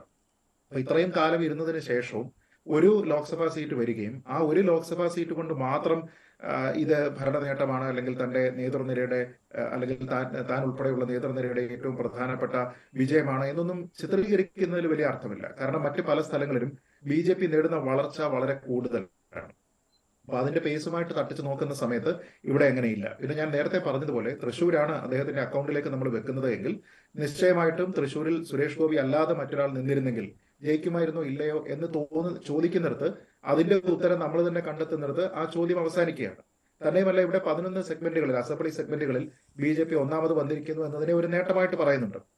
ആ 11-ൽ 6 സുരേഷ് ഗോപിയാണ് എന്നുള്ളത് നമ്മൾ മറക്കാൻ പാടില്ല. കാരണം തൃശ്ശൂരിലുള്ള 7 അസംബ്ലി സെഗ്മെന്റുകളിൽ 6 സുരേഷ് ഗോപി ഒന്നാമത് വന്നതാണ്. അപ്പൊ അതിന് പകരമായിട്ട് ഒന്നാം സ്ഥാനത്തേക്ക് വരാൻ സാധ്യതയുള്ള 6 പേർ BJP-യിൽ നിന്ന് തൃശ്ശൂരിൽ ഉണ്ടോ എന്ന് ചോദിച്ചു കഴിഞ്ഞാൽ അതൊക്കെ ഡിബേറ്റബിൾ ആണ്. അപ്പൊ ഇതൊക്കെ കേവലം പക്ഷേ ശ്രീജിത്ത്, കടുത്ത വിഭാഗീയത നേരിടേണ്ടി വന്ന ഒരു നേതാവ് കൂടിയല്ലേ കെ സുരേന്ദ്രൻ. പാലക്കാട് തെരഞ്ഞെടുപ്പ് സമയത്ത് പോലും പാർട്ടിക്കകത്ത് പുകയുകയായിരുന്നു. ഇതെല്ലാം മറികടന്നിട്ടാണ് ഈ പ്രചാരണത്തിന് നേതൃത്വം. അങ്ങനെ ഒരു കടുത്ത ഒരു വെല്ലുവിളികൾ അതൊക്കെ നേരിടാൻ കഴിയുന്ന രീതിയിലേക്ക് രാജീവ് ചന്ദ്രശേഖറിന് മാറാൻ കഴിയും എന്ന് കരുതുന്നുണ്ടോ ശ്രീജിത്തെ? അല്ല, അതൊരു രാഷ്ട്രീയമാണ്. ഇത്തരത്തിലുള്ള ചാലഞ്ചുകൾ ഒരാൾക്ക് മേൽ എറിയുന്നതും അയാളെ അതിനനുസരിച്ചിട്ട് കോപ്പി ചെയ്യുന്നതിന് വേണ്ടിയിട്ട് അയാളെ പരുവപ്പെടുത്തുന്നതും. അപ്പൊ അങ്ങനെയുള്ള ഒരു തീച്ചൂളയിലൂടെ കടന്നു പോകുന്ന സമയത്ത് ഏതൊരു രാഷ്ട്രീയക്കാരനും കൂടുതൽ പരുവപ്പെടും. ഈ രാജീവ് ചന്ദ്രശേഖറും കെ സുരേന്ദ്രനും തമ്മിലുള്ള ഏറ്റവും പ്രധാനപ്പെട്ട വ്യത്യാസം, വളരെ സീസൺഡ് ആയിട്ടുള്ള താഴെ തട്ട് മുതൽ പ്രവർത്തിച്ചിരിക്കുന്ന ഒരു രാഷ്ട്രീയക്കാരനായിരുന്നിട്ട് പോലും ശ്രീ കെ സുരേന്ദ്രന് പലപ്പോഴും അദ്ദേഹത്തിന്റെ ഈ മാധ്യമങ്ങളോടുള്ള സമീപനത്തിലോ അങ്ങനെയുള്ള പല കാര്യങ്ങളിലും അദ്ദേഹത്തിന് ഒരു മിതത്വം പാലിക്കാനായിട്ട് കഴിഞ്ഞിട്ടില്ല എന്നുള്ളത് നമ്മൾ കണ്ടതാണ്. പല വിഷയങ്ങളിലും അദ്ദേഹം അതിന്റെ സത്യാവസ്ഥ എന്താണ് എന്ന് മനസ്സിലാക്കാതെ ഒരു യാഥാസ്ഥിതിക പൊളിറ്റീഷ്യനെ പോലെ പെരുമാറുന്നത് കണ്ടതാണ്. ഈ അടുത്തിടെ തന്നെ നമ്മൾ കണ്ടതാണ്, ഒരു മാധ്യമ പ്രവർത്തകന്റെ ചിത്രം തന്നെ ഫേസ്ബുക്കിൽ അദ്ദേഹം ഇട്ടതിന് ശേഷം അദ്ദേഹമാണ് ഇവിടെ പാർട്ടിയുമായി ബന്ധപ്പെട്ട ചില കാര്യങ്ങളൊക്കെ തന്നെ മറ്റ് പക്ഷത്തിന് വേണ്ടിയിട്ട് ചരട് വലിച്ചത് എന്നൊക്കെ പറഞ്ഞിട്ട് അപവാദ പ്രചരണം നടത്തുന്നത് നമ്മൾ കണ്ടതാണ്. അപ്പൊ ഇതിനൊക്കെ തെളിവ് എവിടാണെന്ന് ചോദിച്ചു കഴിഞ്ഞാൽ തെളിവൊന്നുമില്ല. അപ്പൊ അങ്ങനെ അക്കൗണ്ടബിൾ അല്ലാതെ പ്രവർത്തിക്കേണ്ടുന്ന ഒരു വ്യക്തിയാണോ ഒരു സീസൺഡ് പൊളിറ്റീഷ്യൻ എന്നുള്ള ഒരു ചോദ്യമുണ്ട്. നമ്മളിപ്പോ കോളേജിലൊക്കെ തന്നെ ഒരു യൂണിയന്റെ ഭാഗമായിട്ട് പ്രവർത്തിക്കുന്ന ഒരാൾ ആ സമയത്ത് പ്രവർത്തിക്കുന്ന രീതിയിലത്തേക്കുള്ള പ്രവർത്തനവും ആ സമയത്ത് സംസാരിക്കുന്ന രീതിയിലത്തേക്കുള്ള സംസാരവും മതിയോ BJP-യുടെ സംസ്ഥാന അധ്യക്ഷന് എന്നുള്ള പ്രധാനപ്പെട്ട ഒരു ചോദ്യമുണ്ട്. ഇപ്പൊ നേരത്തെ ഉള്ള ആൾക്കാരെ പറ്റി നമ്മൾ അങ്ങനെ നോക്കിക്കഴിഞ്ഞാൽ ഇരുത്തം വന്ന രാഷ്ട്രീയക്കാരാണ്. ഇപ്പോ നേരത്തെ ഈ ചർച്ചയിൽ തന്നെ പറഞ്ഞിരിക്കുന്ന ശ്രീ ശ്രീധരൻ പിള്ള, അല്ലെങ്കിൽ ശ്രീ കുമ്മനം രാജശേഖരൻ, ശ്രീ V മുരളീധരൻ, ഇങ്ങനെയുള്ള മുൻഗാമികൾ നിരവധി ആൾക്കാരുണ്ട്. അപ്പൊ അവർക്ക് എല്ലാവർക്കും തന്നെ സംസാരത്തിൽ ഒരു മിതത്വമുണ്ട്. ഒരുപക്ഷെ ശ്രീ കെ സുരേന്ദ്രന് അത് കൈമോശം വന്നു പോയി. പിന്നെ ഈ പറയുന്നത് പോലെ അക്കൗണ്ടബിൾ അല്ലാത്ത കുറേയധികം സ്റ്റേറ്റ്മെന്റുകൾ അദ്ദേഹത്തിന്റെ ഭാഗത്തു നിന്ന് ഉണ്ടായി എന്നൊരു പ്രശ്നമുണ്ട്. അതുകൊണ്ടാണ് ഞാൻ ആദ്യ ഭാഗത്ത് സംസാരിച്ചപ്പോൾ BJP സംസ്ഥാന അധ്യക്ഷന് നഷ്ടപ്പെട്ട റെസ്പെക്ടബിലിറ്റി എന്നൊരു കാര്യം ഒരുപക്ഷെ റീഇൻസ്റ്റേറ്റ് ചെയ്യാനായിട്ട് ശ്രീ രാജീവ് ചന്ദ്രശേഖരന് സാധിക്കും എന്ന് പറഞ്ഞത്. കാരണം അദ്ദേഹം നേരത്തെ ശ്രീ N ശ്രീകുമാർ പറഞ്ഞൊരു കാര്യമാണ്, അദ്ദേഹത്തിൽ പോകുന്ന ഈ പ്രാദേശികമായിട്ട് ഉള്ള ആ ഒരു ഗ്രാസ് റൂട്ട് എനർജി ഡീൽ ചെയ്യാൻ പറ്റുന്ന കാര്യം. ഈ പറഞ്ഞ പേരുകളൊക്കെ തന്നെ V മുരളീധരൻ ആണെങ്കിൽ, ശോഭാ സുരേന്ദ്രൻ, MT രമേശ്, അങ്ങനെ സംസ്ഥാന നേതൃത്വത്തിന്റെ അധ്യക്ഷ പദവിയിലേക്ക് വരുമെന്ന് പറഞ്ഞ് കേട്ടപ്പെട്ടിരുന്ന പേരുകളൊക്കെ തന്നെ ഈ അസംതൃപ്തി പരിപൂർണമായിട്ട് ഇല്ലാതാകുമോ? വിഭാഗീയത പരിപൂർണമായിട്ട് ഇല്ലാതാകുമോ? ഗ്രൂപ്പുകൾ പരിപൂർണമായിട്ട് ഇല്ലാതാകുമോ? അതോ ശ്രീ N ശ്രീകുമാർ പറഞ്ഞതുപോലെ ഗ്രൂപ്പേ ഇല്ലാതായി ഒരു അവനവനസത്തിലേക്ക് ചുരുങ്ങുകയായിരിക്കുമോ BJP സംഭവിക്കുക? ഇത് ഏത് തരത്തിൽ മറ്റവരെല്ലാവരെയും കൃത്യമായി പ്ലേസ് ചെയ്യണം, അങ്ങനെ കേന്ദ്ര നേതൃത്വം ഒരു നിലപാടെടുക്കും? എന്തായിരിക്കും സംഭവിക്കുക? അല്ല, ഈ ഗ്രൂപ്പുകളൊക്കെ ഓവർനൈറ്റ് ഇല്ലാതെയാവുക എന്നുള്ളതൊന്നും തന്നെ സാധ്യമായിട്ടുള്ള ഒരു കാര്യമല്ല. അത് ഏത് പാർട്ടിയിലാണെങ്കിലും അങ്ങനെ പെട്ടെന്ന് ഉണ്ടാവില്ല. ഒരു ഗ്രൂപ്പ് ഉണ്ടാവുക എന്ന് പറയുമ്പോൾ അതിന് പ്രധാനപ്പെട്ട ഒരു നേതാവുണ്ട്. ആ നേതാവിന് കുറേയധികം ലോയലിസ്റ്റുകൾ ഉണ്ടാകുന്നു. ആ ലോയലിസ്റ്റുകൾ ആ നേതാവിന്റെ ഇമേജിനെ പ്രൊജക്ട് ചെയ്യുന്നതിന് വേണ്ടിയിട്ട് കാണിക്കുകയാണ്. പക്ഷെ ഇപ്പോൾ ഉണ്ടാകാവുന്ന ഒരു പ്രധാനപ്പെട്ട വ്യത്യാസം, അടുത്ത ഏതാനും വർഷത്തേക്ക് രാജീവ് ചന്ദ്രശേഖറാണ് BJP നയിക്കാൻ പോകുന്നത് എന്ന് പറയുമ്പോൾ നിവൃത്തികേട് കൊണ്ട് അല്ലെങ്കിൽ നിലനിൽപ്പിന്റെ ഭാഗമായിട്ട് സ്വന്തം ലോയൽറ്റി തീരുമാനിക്കുന്ന കുറേയധികം ആൾക്കാരുണ്ട്. എല്ലാ പാർട്ടികളിലുള്ളതാണ്, BJP വ്യത്യസ്തമല്ല. അപ്പൊ അങ്ങനെയുള്ള കുറേയധികം ആൾക്കാർ നിലവിൽ ആർക്കാണോ ലോയൽറ്റി അവര് കൊടുത്തിരുന്നത് അത് അവിടെ നിന്ന് ഷിഫ്റ്റ് ചെയ്യാനുള്ള വലിയൊരു സാധ്യതയുണ്ട്. കാരണം ഇദ്ദേഹത്തിനോട് ചേർന്ന് നിൽക്കുകയാണ് എങ്കിൽ ഒരുപക്ഷെ കൂടുതൽ ഉത്തരവാദിത്തപ്പെട്ട ചുമതലകളൊക്കെ തന്നെ പാർട്ടിയിൽ കിട്ടാനുള്ള സാധ്യതയുണ്ട്. അതല്ലാതെ നമ്മുടേതായിട്ടുള്ള ഇടത്തിൽ തന്നെ നിന്നു കഴിഞ്ഞാൽ പ്രത്യേകിച്ച് ഗുണമൊന്നും ഉണ്ടാകുന്നില്ല എന്ന് ചിന്തിക്കുന്ന ആൾക്കാരുണ്ട്. അപ്പൊ അങ്ങനെയുള്ള ആൾക്കാരൊക്കെ തന്നെ സ്വിച്ച് ചെയ്യുന്നതിന് വേണ്ടിയിട്ട് ഇതൊക്കെ രാഷ്ട്രീയമല്ലേ, അവർക്ക് ഒരൊറ്റ രാത്രി മതിയാകും. അങ്ങനെ മാറുന്ന ആൾക്കാരും ഉണ്ടാകും. പക്ഷെ ഞാൻ കരുതുന്നത് രാജീവ് ചന്ദ്രശേഖരനെ പോലൊരു നേതാവിന് പ്രവർത്തിക്കാനുള്ള സ്വാതന്ത്ര്യം കൂടുതലായിട്ട് കിട്ടുന്ന ഒരു സ്ഥലമാണ്. പ്രത്യേകിച്ച് കേന്ദ്രം പറയുന്നതാണ്. അതുകൊണ്ട് തന്നെ പ്രവർത്തിക്കാനുള്ള കൂടുതൽ സ്വാതന്ത്ര്യമുണ്ട്. ഈ ചർച്ചയിൽ ഇതിനോടകം തന്നെ പറഞ്ഞു കേട്ടിരുന്ന പല തടസ്സ കാര്യങ്ങളുണ്ട്. അതായത് അദ്ദേഹം താഴെ തട്ടിൽ പ്രവർത്തിച്ചിട്ടുള്ള ആളല്ല, അതൊക്കെ ശരിയാണ്. അതെല്ലാം അദ്ദേഹത്തിന് നിലവിലുള്ള ഒരു ന്യൂനതയാണ്. പക്ഷെ അതിനെയൊക്കെ തന്നെ പരിഹരിക്കുന്നതിന് അദ്ദേഹത്തിന് അധികം സമയം വേണ്ടി വന്നേക്കില്ല എന്നുള്ളതാണ് ഞാൻ കരുതുന്നത്. കാരണം ഇപ്പോൾ ഈ ചർച്ചയിൽ പറഞ്ഞു വാർഡ് തല രാഷ്ട്രീയം അല്ലെങ്കിൽ മണ്ഡല തലത്തിലുള്ള രാഷ്ട്രീയം, ഈ കാര്യങ്ങളൊക്കെ തന്നെ കണ്ടു വളർന്നിട്ടുള്ള ആൾക്കാർക്കാണ് ഒരുപക്ഷെ അങ്ങനെയുള്ള ഒരു നേതാവിനാണ് കൂടുതലായിട്ടുള്ള സാധ്യതകളുള്ളത്. ഞാൻ പറയട്ടെ, നേരത്തെ ഉണ്ടായിരുന്ന BJPയുടെ സംസ്ഥാന അധ്യക്ഷരായിട്ട് വന്നിരിക്കുന്ന ആൾക്കാരെല്ലാവരും തന്നെ വാർഡ് തലം കണ്ടിട്ടുണ്ട്, മണ്ഡലതലം കണ്ടിട്ടുണ്ട്, നിയമസഭാ തലം കണ്ടിട്ടുണ്ട്, എല്ലാ തലത്തിലുമുള്ള രാഷ്ട്രീയം കണ്ടിട്ടുള്ളതാണ്. പക്ഷെ അവർക്ക് ഇവിടെ ഉണ്ടാക്കാൻ പറ്റിയിരിക്കുന്ന നേട്ടം എന്താണ് എന്ന് ചോദിച്ചാൽ അതിന് ആനുപാതികമായിട്ടൊന്നുമില്ല. അതായത് ഗ്രാസ് റൂട്ട് ലെവലിലുള്ള രാഷ്ട്രീയം അറിഞ്ഞു എന്നത് മാത്രം ഒരു നേതാവിന്റെയും ക്രെഡിറ്റിലേക്ക് വെക്കാവുന്ന ഒരു കാര്യമല്ല. ശശി തരൂർ അദ്ദേഹം എങ്ങനെയുള്ള നേതാവാണ്? 4 ടൈം MP ആയിട്ടുണ്ട്. ഇപ്പൊ സിറ്റിംഗ് ഇൻകംബന്റ് MP ആണ്. എല്ലാ വോട്ട്സിനെയും അതിജീവിച്ചുകൊണ്ട് അദ്ദേഹം തിരുവനന്തപുരത്ത് നിന്ന് തുടർച്ചയായിട്ട് ജയിക്കുന്നു, ഭേദപ്പെട്ട ഭൂരിപക്ഷത്തിൽ ജയിക്കുന്നു. എങ്ങനെയാണ്? അദ്ദേഹം എവിടെ വാർഡ് തലത്തിൽ പ്രവർത്തിച്ചു? ഏത് മണ്ഡലതലം അറിയാം അദ്ദേഹത്തിന്? ഇപ്പോഴും കോൺഗ്രസിന്റെ അടിസ്ഥാനമായിട്ടുള്ള അതിന്റെ സ്ട്രക്ചർ അദ്ദേഹത്തിന് അറിയുമോ എന്ന് സംശയമുണ്ട് എന്ന് സംശയം പ്രകടിപ്പിച്ചിരിക്കുന്ന ആൾക്കാർ ഈ ചർച്ചയിൽ തന്നെയുണ്ട്. കോൺഗ്രസിന്റെ അധ്യക്ഷ സ്ഥാനവുമായി ബന്ധപ്പെട്ട് ഉള്ള ചർച്ചകളിൽ പങ്കെടുക്കുന്ന സമയത്ത് അദ്ദേഹത്തിന് എങ്ങനെയാണ് ഈ പാർട്ടി സ്ട്രക്ചർ എന്ന് പോലും അറിയില്ല എന്നുള്ള ആക്ഷേപമായിട്ട് അല്ലെങ്കിൽ വിമർശനമായിട്ട് പറഞ്ഞിരിക്കുന്ന ആൾക്കാരുണ്ട്. അപ്പൊ ഞാൻ പറഞ്ഞത്, എന്നിട്ടും അദ്ദേഹം എന്തുകൊണ്ടാണ് തുടർച്ചയായിട്ട് ജയിച്ചു വരുന്നത്? അപ്പൊ നമ്മുടെ കൺവെൻഷനൽ ആയിട്ട് നമ്മൾ കരുതുന്ന രാഷ്ട്രീയത്തിന്റെ, അതായത് വാൾ പോസ്റ്റർ ഒട്ടിച്ചിരിക്കുന്ന ആളിനോ കൊടി പിടിച്ചിരിക്കുന്ന ആളിനോ സമരം നടത്തി തല്ല് കിട്ടിയിരിക്കുന്ന ആളിനോ മാത്രമേ നേതാവായി വരാവൂ എന്ന രീതിയിലത്തേക്കുള്ള ഒരു ചിന്ത ആൾക്കാർക്ക് മാറിയിട്ടുണ്ട്. നേതാക്കൾക്ക് മാറിയിട്ടുണ്ടോ എന്ന് എനിക്കറിയില്ല. അതർവൈസ് ശശി തരൂർ എവിടെ ജയിക്കില്ല എങ്കിൽ പന്നിൻ രവീന്ദ്രൻ ജയിക്കണമായിരുന്നു. പന്നിൻ രവീന്ദ്രൻ എവിടെ പോയി? മൂന്നാമത് പോയി. 1ഉം 2ഉം വന്നിരിക്കുന്ന ആൾക്കാർ ആരൊക്കെയാണ്? സോഫിസ്റ്റിക്കേറ്റഡ് ആയിട്ടുള്ള ടെക്നോക്രാറ്റ് ആയിട്ടുള്ള ഒരു വ്യക്തിയും അതേപോലെ സോഫിസ്റ്റിക്കേറ്റഡ് ആയിട്ടുള്ള ഇന്റർനാഷണലി റെപ്യൂട്ടഡ് ആയിട്ടുള്ള ഒരു റോളിൽ ഇരുന്നയാളും. ഞാൻ പറഞ്ഞത് ഇത് ഒരു സ്ഥലത്ത് മാത്രം സംഭവിക്കാവുന്ന പ്രതിഭാസമല്ല. അതുകൊണ്ട് തിരുവനന്തപുരത്ത് സംഭവിച്ചോ എന്നുള്ളത് മാത്രമല്ല. തിരുവനന്തപുരത്ത് നമ്മൾ കോസ്റ്റൽ ഏരിയയിലേക്ക് നോക്കൂ. കോസ്റ്റൽ ഏരിയയിൽ അധ്വാനിക്കുന്ന ജനവിഭാഗത്തിന്റെ പാർട്ടിയോടൊപ്പം ആൾക്കാർ നിന്നില്ല. അവിടെ ആൾക്കാർ 3ാം സ്ഥാനത്തേക്ക് അവരെ വിട്ടതിന് ശേഷം മറ്റുള്ള ആൾക്കാരെ അവര് പ്രിഫർ ചെയ്തു. എന്തുകൊണ്ടാണ്? ശശി തരൂര് പോസ്റ്റർ ഒട്ടിക്കാൻ പോയതുകൊണ്ടാണോ അദ്ദേഹത്തിന് 4 തവണയായിട്ട് തെരഞ്ഞെടുത്തിരിക്കുന്നത്? അല്ല. അപ്പൊ അതിന് മറ്റ് ചില ക്രൈറ്റീരിയ ഉണ്ട്. എങ്ങനെയാണ് ആൾക്കാരോട് ഇടപെടുന്നത്, നിങ്ങളുടെ ക്വാളിറ്റീസ് എന്താണ്, നിങ്ങളുടെ സ്കിൽ സെറ്റ് എന്താണ്, ഇതൊക്കെ തന്നെ ഒരു കോർപ്പറേറ്റ് ലൈഫിൽ ഉള്ളതുപോലെ തന്നെ രാഷ്ട്രീയത്തിലും ആൾക്കാർക്ക് താല്പര്യമുള്ള വിഷയങ്ങളാണ്. അപ്പൊ ഇനി സംഘർഷം, അതായത് രാഷ്ട്രീയ സംഘർഷത്തിലേക്ക് വരുന്ന സമയത്ത് എങ്ങനെയാണ് ഈ തെരഞ്ഞെടുപ്പിന് BJP പ്രിപ്പയർ ചെയ്യാനായിട്ട് രാജീവ് ചന്ദ്രശേഖർ പോകുന്നത്? ഇതുവരെ ഒരുപക്ഷെ ഇപ്പോൾ ശ്രീ ബിജു തന്നെ ഈ ചർച്ചയിൽ ക്രമസമാധാന പാലന രംഗത്തുള്ള വീഴ്ചകൾ ഉൾപ്പെടെയുള്ള പല വിഷയങ്ങളും സർക്കാരിന്റെ ഒരു ഡീമെറിറ്റ് ആയിട്ട് പറയുമ്പോഴും ഞാൻ ചോദിക്കുന്നത്, ശ്രീ K. സുരേന്ദ്രൻ അധ്യക്ഷനായിട്ട് ഇരുന്ന സമയത്ത് എന്ത് രാഷ്ട്രീയമായിട്ടുള്ള പ്രതിഷേധമാണ്, പ്രക്ഷോഭമാണ് BJP കൊണ്ടുവന്നത്? ഒന്നുമില്ല. നമ്മളിതൊക്കെ തന്നെ ഇവരുടെ പ്രതികരണം എന്ന് പറയുന്നത് ചാനലുകളുടെ മുന്നിൽ ഒരു ബൈറ്റ് കൊടുക്കുന്നു എന്നതിനപ്പുറത്തേക്ക് വിസിബിൾ ആയിട്ടുള്ള പാൽപ്പബിൾ ആയിട്ടുള്ള ഒരു സമരമോ പരിപാടികളോ ഒന്നും തന്നെ നമ്മൾ കാണുന്നില്ല. എന്ന് വെച്ചാൽ അവിടെയാണ് ആൾക്കാരെല്ലാവരും തന്നെ ഇത് കമ്മ്യൂണിസ്റ്റ് ജനതാ പാർട്ടിയാണ്. തീർച്ചയായിട്ടും ശ്രീ റോണി കെ ബേബി, അതാണ് ആശാ സമര പന്തലിൽ സുരേഷ് ഗോപി വന്ന് സംസാരിക്കുമ്പോൾ ആ പന്തലിലുള്ളവർ കണക്കാക്കുന്ന ഒരു നിലപാടുണ്ട്. അതുപോലെ തന്നെ നരേന്ദ്രമോദിയുമായിട്ട് വളരെ അടുത്ത ബന്ധം സൂക്ഷിക്കുന്ന രാജീവ് ചന്ദ്രശേഖർ പോലുള്ള ഒരു നേതാവ് സംസ്ഥാന BJPയുടെ നേതൃസ്ഥാനത്തേക്ക് വരുമ്പോൾ നേരിട്ട് ദേശീയ തലത്തിലേക്കുള്ള ഒരു കമ്മ്യൂണിക്കേഷനാണ് തുറക്കുന്നത്. അതൊരു പാർട്ടിയെ സംബന്ധിച്ചിടത്തോളം സ്വീകാര്യത കൂട്ടുന്നു. ജനകീയ വിഷയങ്ങൾ പ്രതിപക്ഷം ഏറ്റെടുക്കുന്നതിന് മുമ്പേ BJPക്ക് ഇത് ദേശീയ തലത്തിൽ ഉന്നയിക്കാനും അതിന്റെ റെസ്പോൺസ് മാധ്യമങ്ങൾക്ക് മുന്നിൽ പറയാനും കഴിയും. അത്തരം ചില കാഴ്ചകളൊക്കെ ആയിരിക്കും ഇനി കാണാൻ പോകുന്നത് അടുത്ത നിയമസഭാ തെരഞ്ഞെടുപ്പിന് മുൻപ്.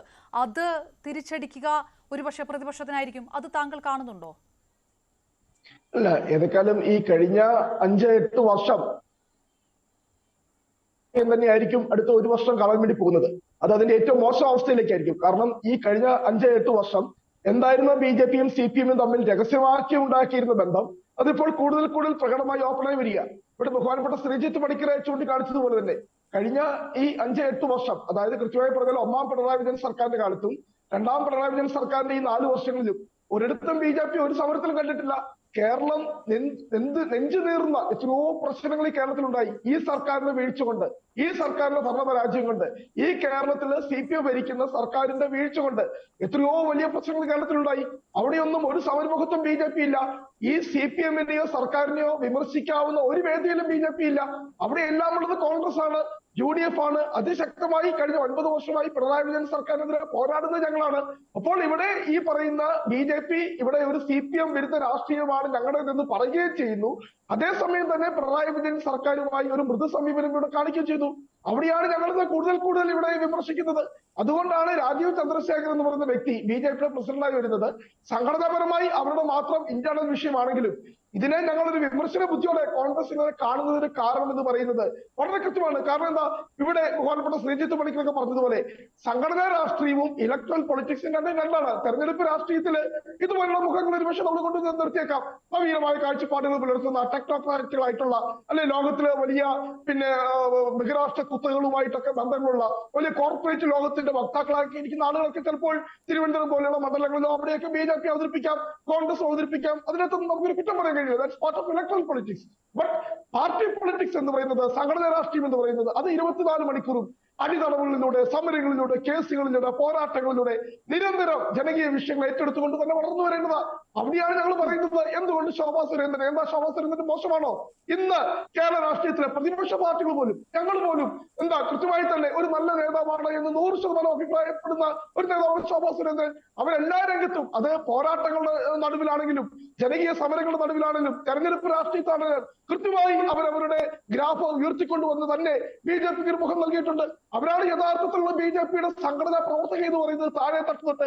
പക്ഷേ ഈ ശോഭാ സുരേന്ദ്രനെ ഇന്ന് BJP നേതൃത്വം അവഗണിക്കുമ്പോൾ അവിടെ വളരെ കൃത്യമായിട്ടുള്ള സന്ദേശമാണ്. ഞങ്ങൾക്ക് ഇതുപോലെയുള്ള പാർട്ടിക്ക് വേണ്ടി പണമൊരുതുന്ന, CPM-നെ രാഷ്ട്രീയമായി നേരിടുന്ന, CPM-മായി രാഷ്ട്രീയമായി പോരാടുന്ന മുഖങ്ങളെ അല്ല ഞങ്ങൾക്ക് വേണ്ടിയത്. ഞങ്ങൾക്ക് വേണ്ടിയത് രാഷ്ട്രീയം പറയാത്ത, CPM-നെ വിമർശിക്കാത്ത, CPM-ന്റെ നേതാക്കളുമായി കോടാനുകോടി രൂപയുടെ ബിസിനസ് ബാന്ധവം പുലർത്തുന്ന EP ജയരാജനെ പോലെയുള്ള CPM നേതാക്കളുമായി അവരുടെ കുടുംബാംഗങ്ങളുമായി ബിസിനസ് കച്ചവടമുള്ള, വൈദേഹം പോലുള്ള റിസോർട്ട് നടത്തുന്ന, അതുപോലെയുള്ള മൾട്ടി ബില്യണറായിട്ടുള്ള കോർപ്പറേറ്റുകളെ ഞങ്ങൾക്ക് മതി എന്ന് പറയുമ്പോൾ അതിലൂടെ BJP കൃത്യമായി അത് ഡിബേറ്റബിൾ ആയിട്ട് പിന്നെയും കൊണ്ടുപോകണം. അത് പാർട്ടി അവരുടെ ആഭ്യന്തര വിഷയമാണെങ്കിൽ പോലും. ശ്രീ N ശ്രീകുമാർ, പക്ഷെ അപ്പോഴും മറ്റൊരു പോസിറ്റീവ് തലം, ഈ സാമുദായികമായിട്ടുള്ള സ്വാധീനം. NSS ഒക്കെ ഇനി പരസ്യമായിട്ട് പറയാൻ പോകുന്നത് എന്താണ് BJPയുടെ സംസ്ഥാന അധ്യക്ഷൻ എന്ന് ഉറ്റുനോക്കുന്ന സമയത്താണ്. ഒരുപക്ഷെ വെള്ളാപ്പള്ളി നേരെ തിരിച്ചായിരിക്കും പറയാം. പക്ഷെ ന്യൂനപക്ഷങ്ങളുമായിട്ടുള്ള അടുപ്പം, സഭകളുമായിട്ടുള്ള രാജീവ് ചന്ദ്രശേഖരന്റെ അടുപ്പം, ഇതൊക്കെ പോസിറ്റീവായിട്ടാണ് വരാനുള്ള സാധ്യത. നേരത്തെ ശ്രീജിത്ത് പറഞ്ഞ പോലെ ഗ്രാസ് റൂട്ടിൽ പ്രവർത്തിച്ചത് കൊണ്ട് നന്നാക്കാൻ കഴിഞ്ഞില്ലെങ്കിൽ ഗ്രാസ് റൂട്ടിൽ പ്രവർത്തിക്കാത്ത ഒരാൾ വന്ന് നോക്കട്ടെ എന്നുള്ള ഒരു പ്രാക്ടിക്കൽ മെത്തേഡ് അവലംബിക്കുന്നതായിരിക്കില്ലേ BJP എന്ന പാർട്ടിക്ക് നല്ലത്?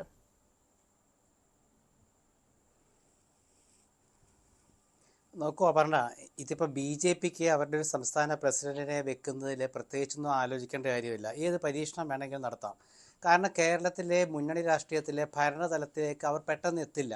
അപ്പോൾ അവർക്ക് ഒരു പരീക്ഷണം കൊണ്ട് BJP ഒന്നുകൂടെ നന്നാവുന്നെങ്കിൽ നന്നാവട്ടെ എന്നുള്ള രീതിയിൽ പുതിയ ആളെ ഇറക്കുമ്പോൾ ചെയ്തിട്ടൊക്കെ നോക്കാം.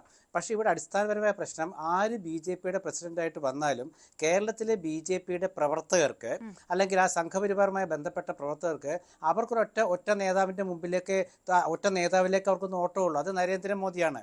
അപ്പം നരേന്ദ്രമോദിയോടുള്ള താല്പര്യം കൊണ്ട് നിൽക്കുന്ന BJP പ്രവർത്തകർക്ക് കേരളത്തിൽ ആര് വന്നാലും ഒരു പ്രശ്നമുള്ള കാര്യമില്ല. പക്ഷേ ഇവിടെ ഞാൻ പറഞ്ഞു വന്നതെന്ന് വെച്ചാൽ സമുദായമാണെങ്കിലും ന്യൂനപക്ഷമാണെങ്കിലും രാജീവ് ചന്ദ്രശേഖർ വന്നുകൊണ്ടൊരു മാറ്റം ഉണ്ടാവണമെന്നില്ല.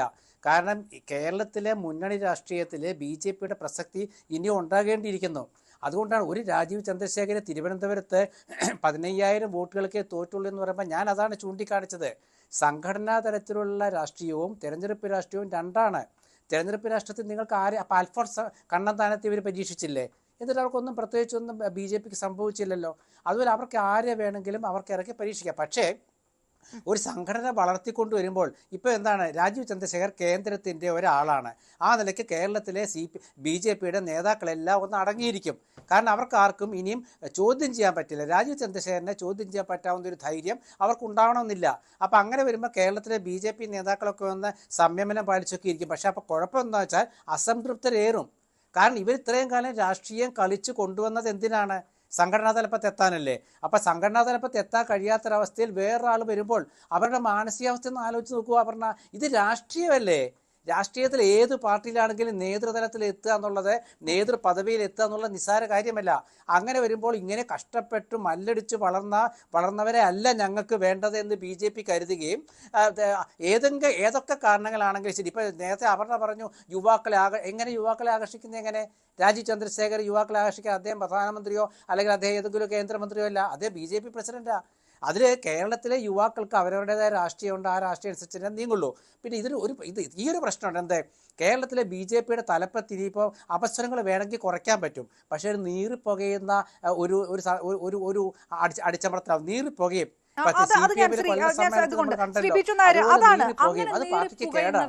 കൃത്യമായി പ്ലേസ് ചെയ്യാൻ ഇപ്പം ശോഭാ സുരേന്ദ്രൻ അടക്കം K. സുരേന്ദ്രൻ തന്നെ ഈ പ്രധാനപ്പെട്ട നേതാക്കന്മാരെയൊക്കെ കൃത്യമായി പ്ലേസ് ചെയ്യാൻ കേന്ദ്ര നേതൃത്വത്തിന് കഴിയുമോ? എവിടെയായിരിക്കും ഇവരുടെയൊക്കെ സ്ഥാനം? അല്ലേ, ഇപ്പം നമ്മളിപ്പോഴും ഇതുവരെ നമ്മൾ കണ്ടു തഴമ്പിച്ച വളരെ ചീഞ്ഞളിഞ്ഞ രാഷ്ട്രീയം എന്ന് തന്നെ ഞാൻ എടുത്തു പറയും. അത്തരത്തിലുള്ള രാഷ്ട്രീയം കണ്ട് ഉള്ള നമ്മുടെ പരിചയം വെച്ച് നമ്മൾ ഭാവിയെക്കുറിച്ച് ചർച്ച ചെയ്യുകയാണ്. അത് ശരിയല്ല എന്നാണ് എൻ്റെ അഭിപ്രായം. ഞാൻ വളരെ വ്യക്തമായി പറയുകയാണ്, ഇന്നിപ്പോൾ പോസ്റ്റർ ഒട്ടിച്ച ആളാണോ നേതാവാകേണ്ടത്, അതല്ല ചാനൽ ചർച്ചയിൽ വന്ന ആളാണോ, അതോ ഗ്രാസ് റൂട്ട് ലെവൽ കണക്ഷനുള്ള ആളാണോ, അതോ അങ്ങ് കേന്ദ്ര മന്ത്രിസഭയിലും പ്രധാനമന്ത്രിയുമായി അടുപ്പമുള്ള ആളാണോ വരേണ്ടത്? ഇതിന് അങ്ങനെ നമ്മൾ തരം തിരിച്ച് കാണേണ്ട കാര്യമില്ല. കാരണം ഇവരെല്ലാം നമ്മുടെ കൂടെ തന്നെ ഉണ്ട്. ഇന്നിപ്പോൾ വാർഡ് തലത്തിൽ പ്രവർത്തിച്ച ആളെ വേണമെന്നുണ്ടെങ്കിലുണ്ട്, ഇഷ്ടം പോലെ ഉണ്ട്. ഇനി അടുത്ത മണ്ഡലം തലത്തിലാണെങ്കിൽ ഉണ്ട്, സംസ്ഥാന തലത്തിലുണ്ട്, കേന്ദ്ര മന്ത്രിസഭയിലും നമുക്ക് ആളുണ്ട്.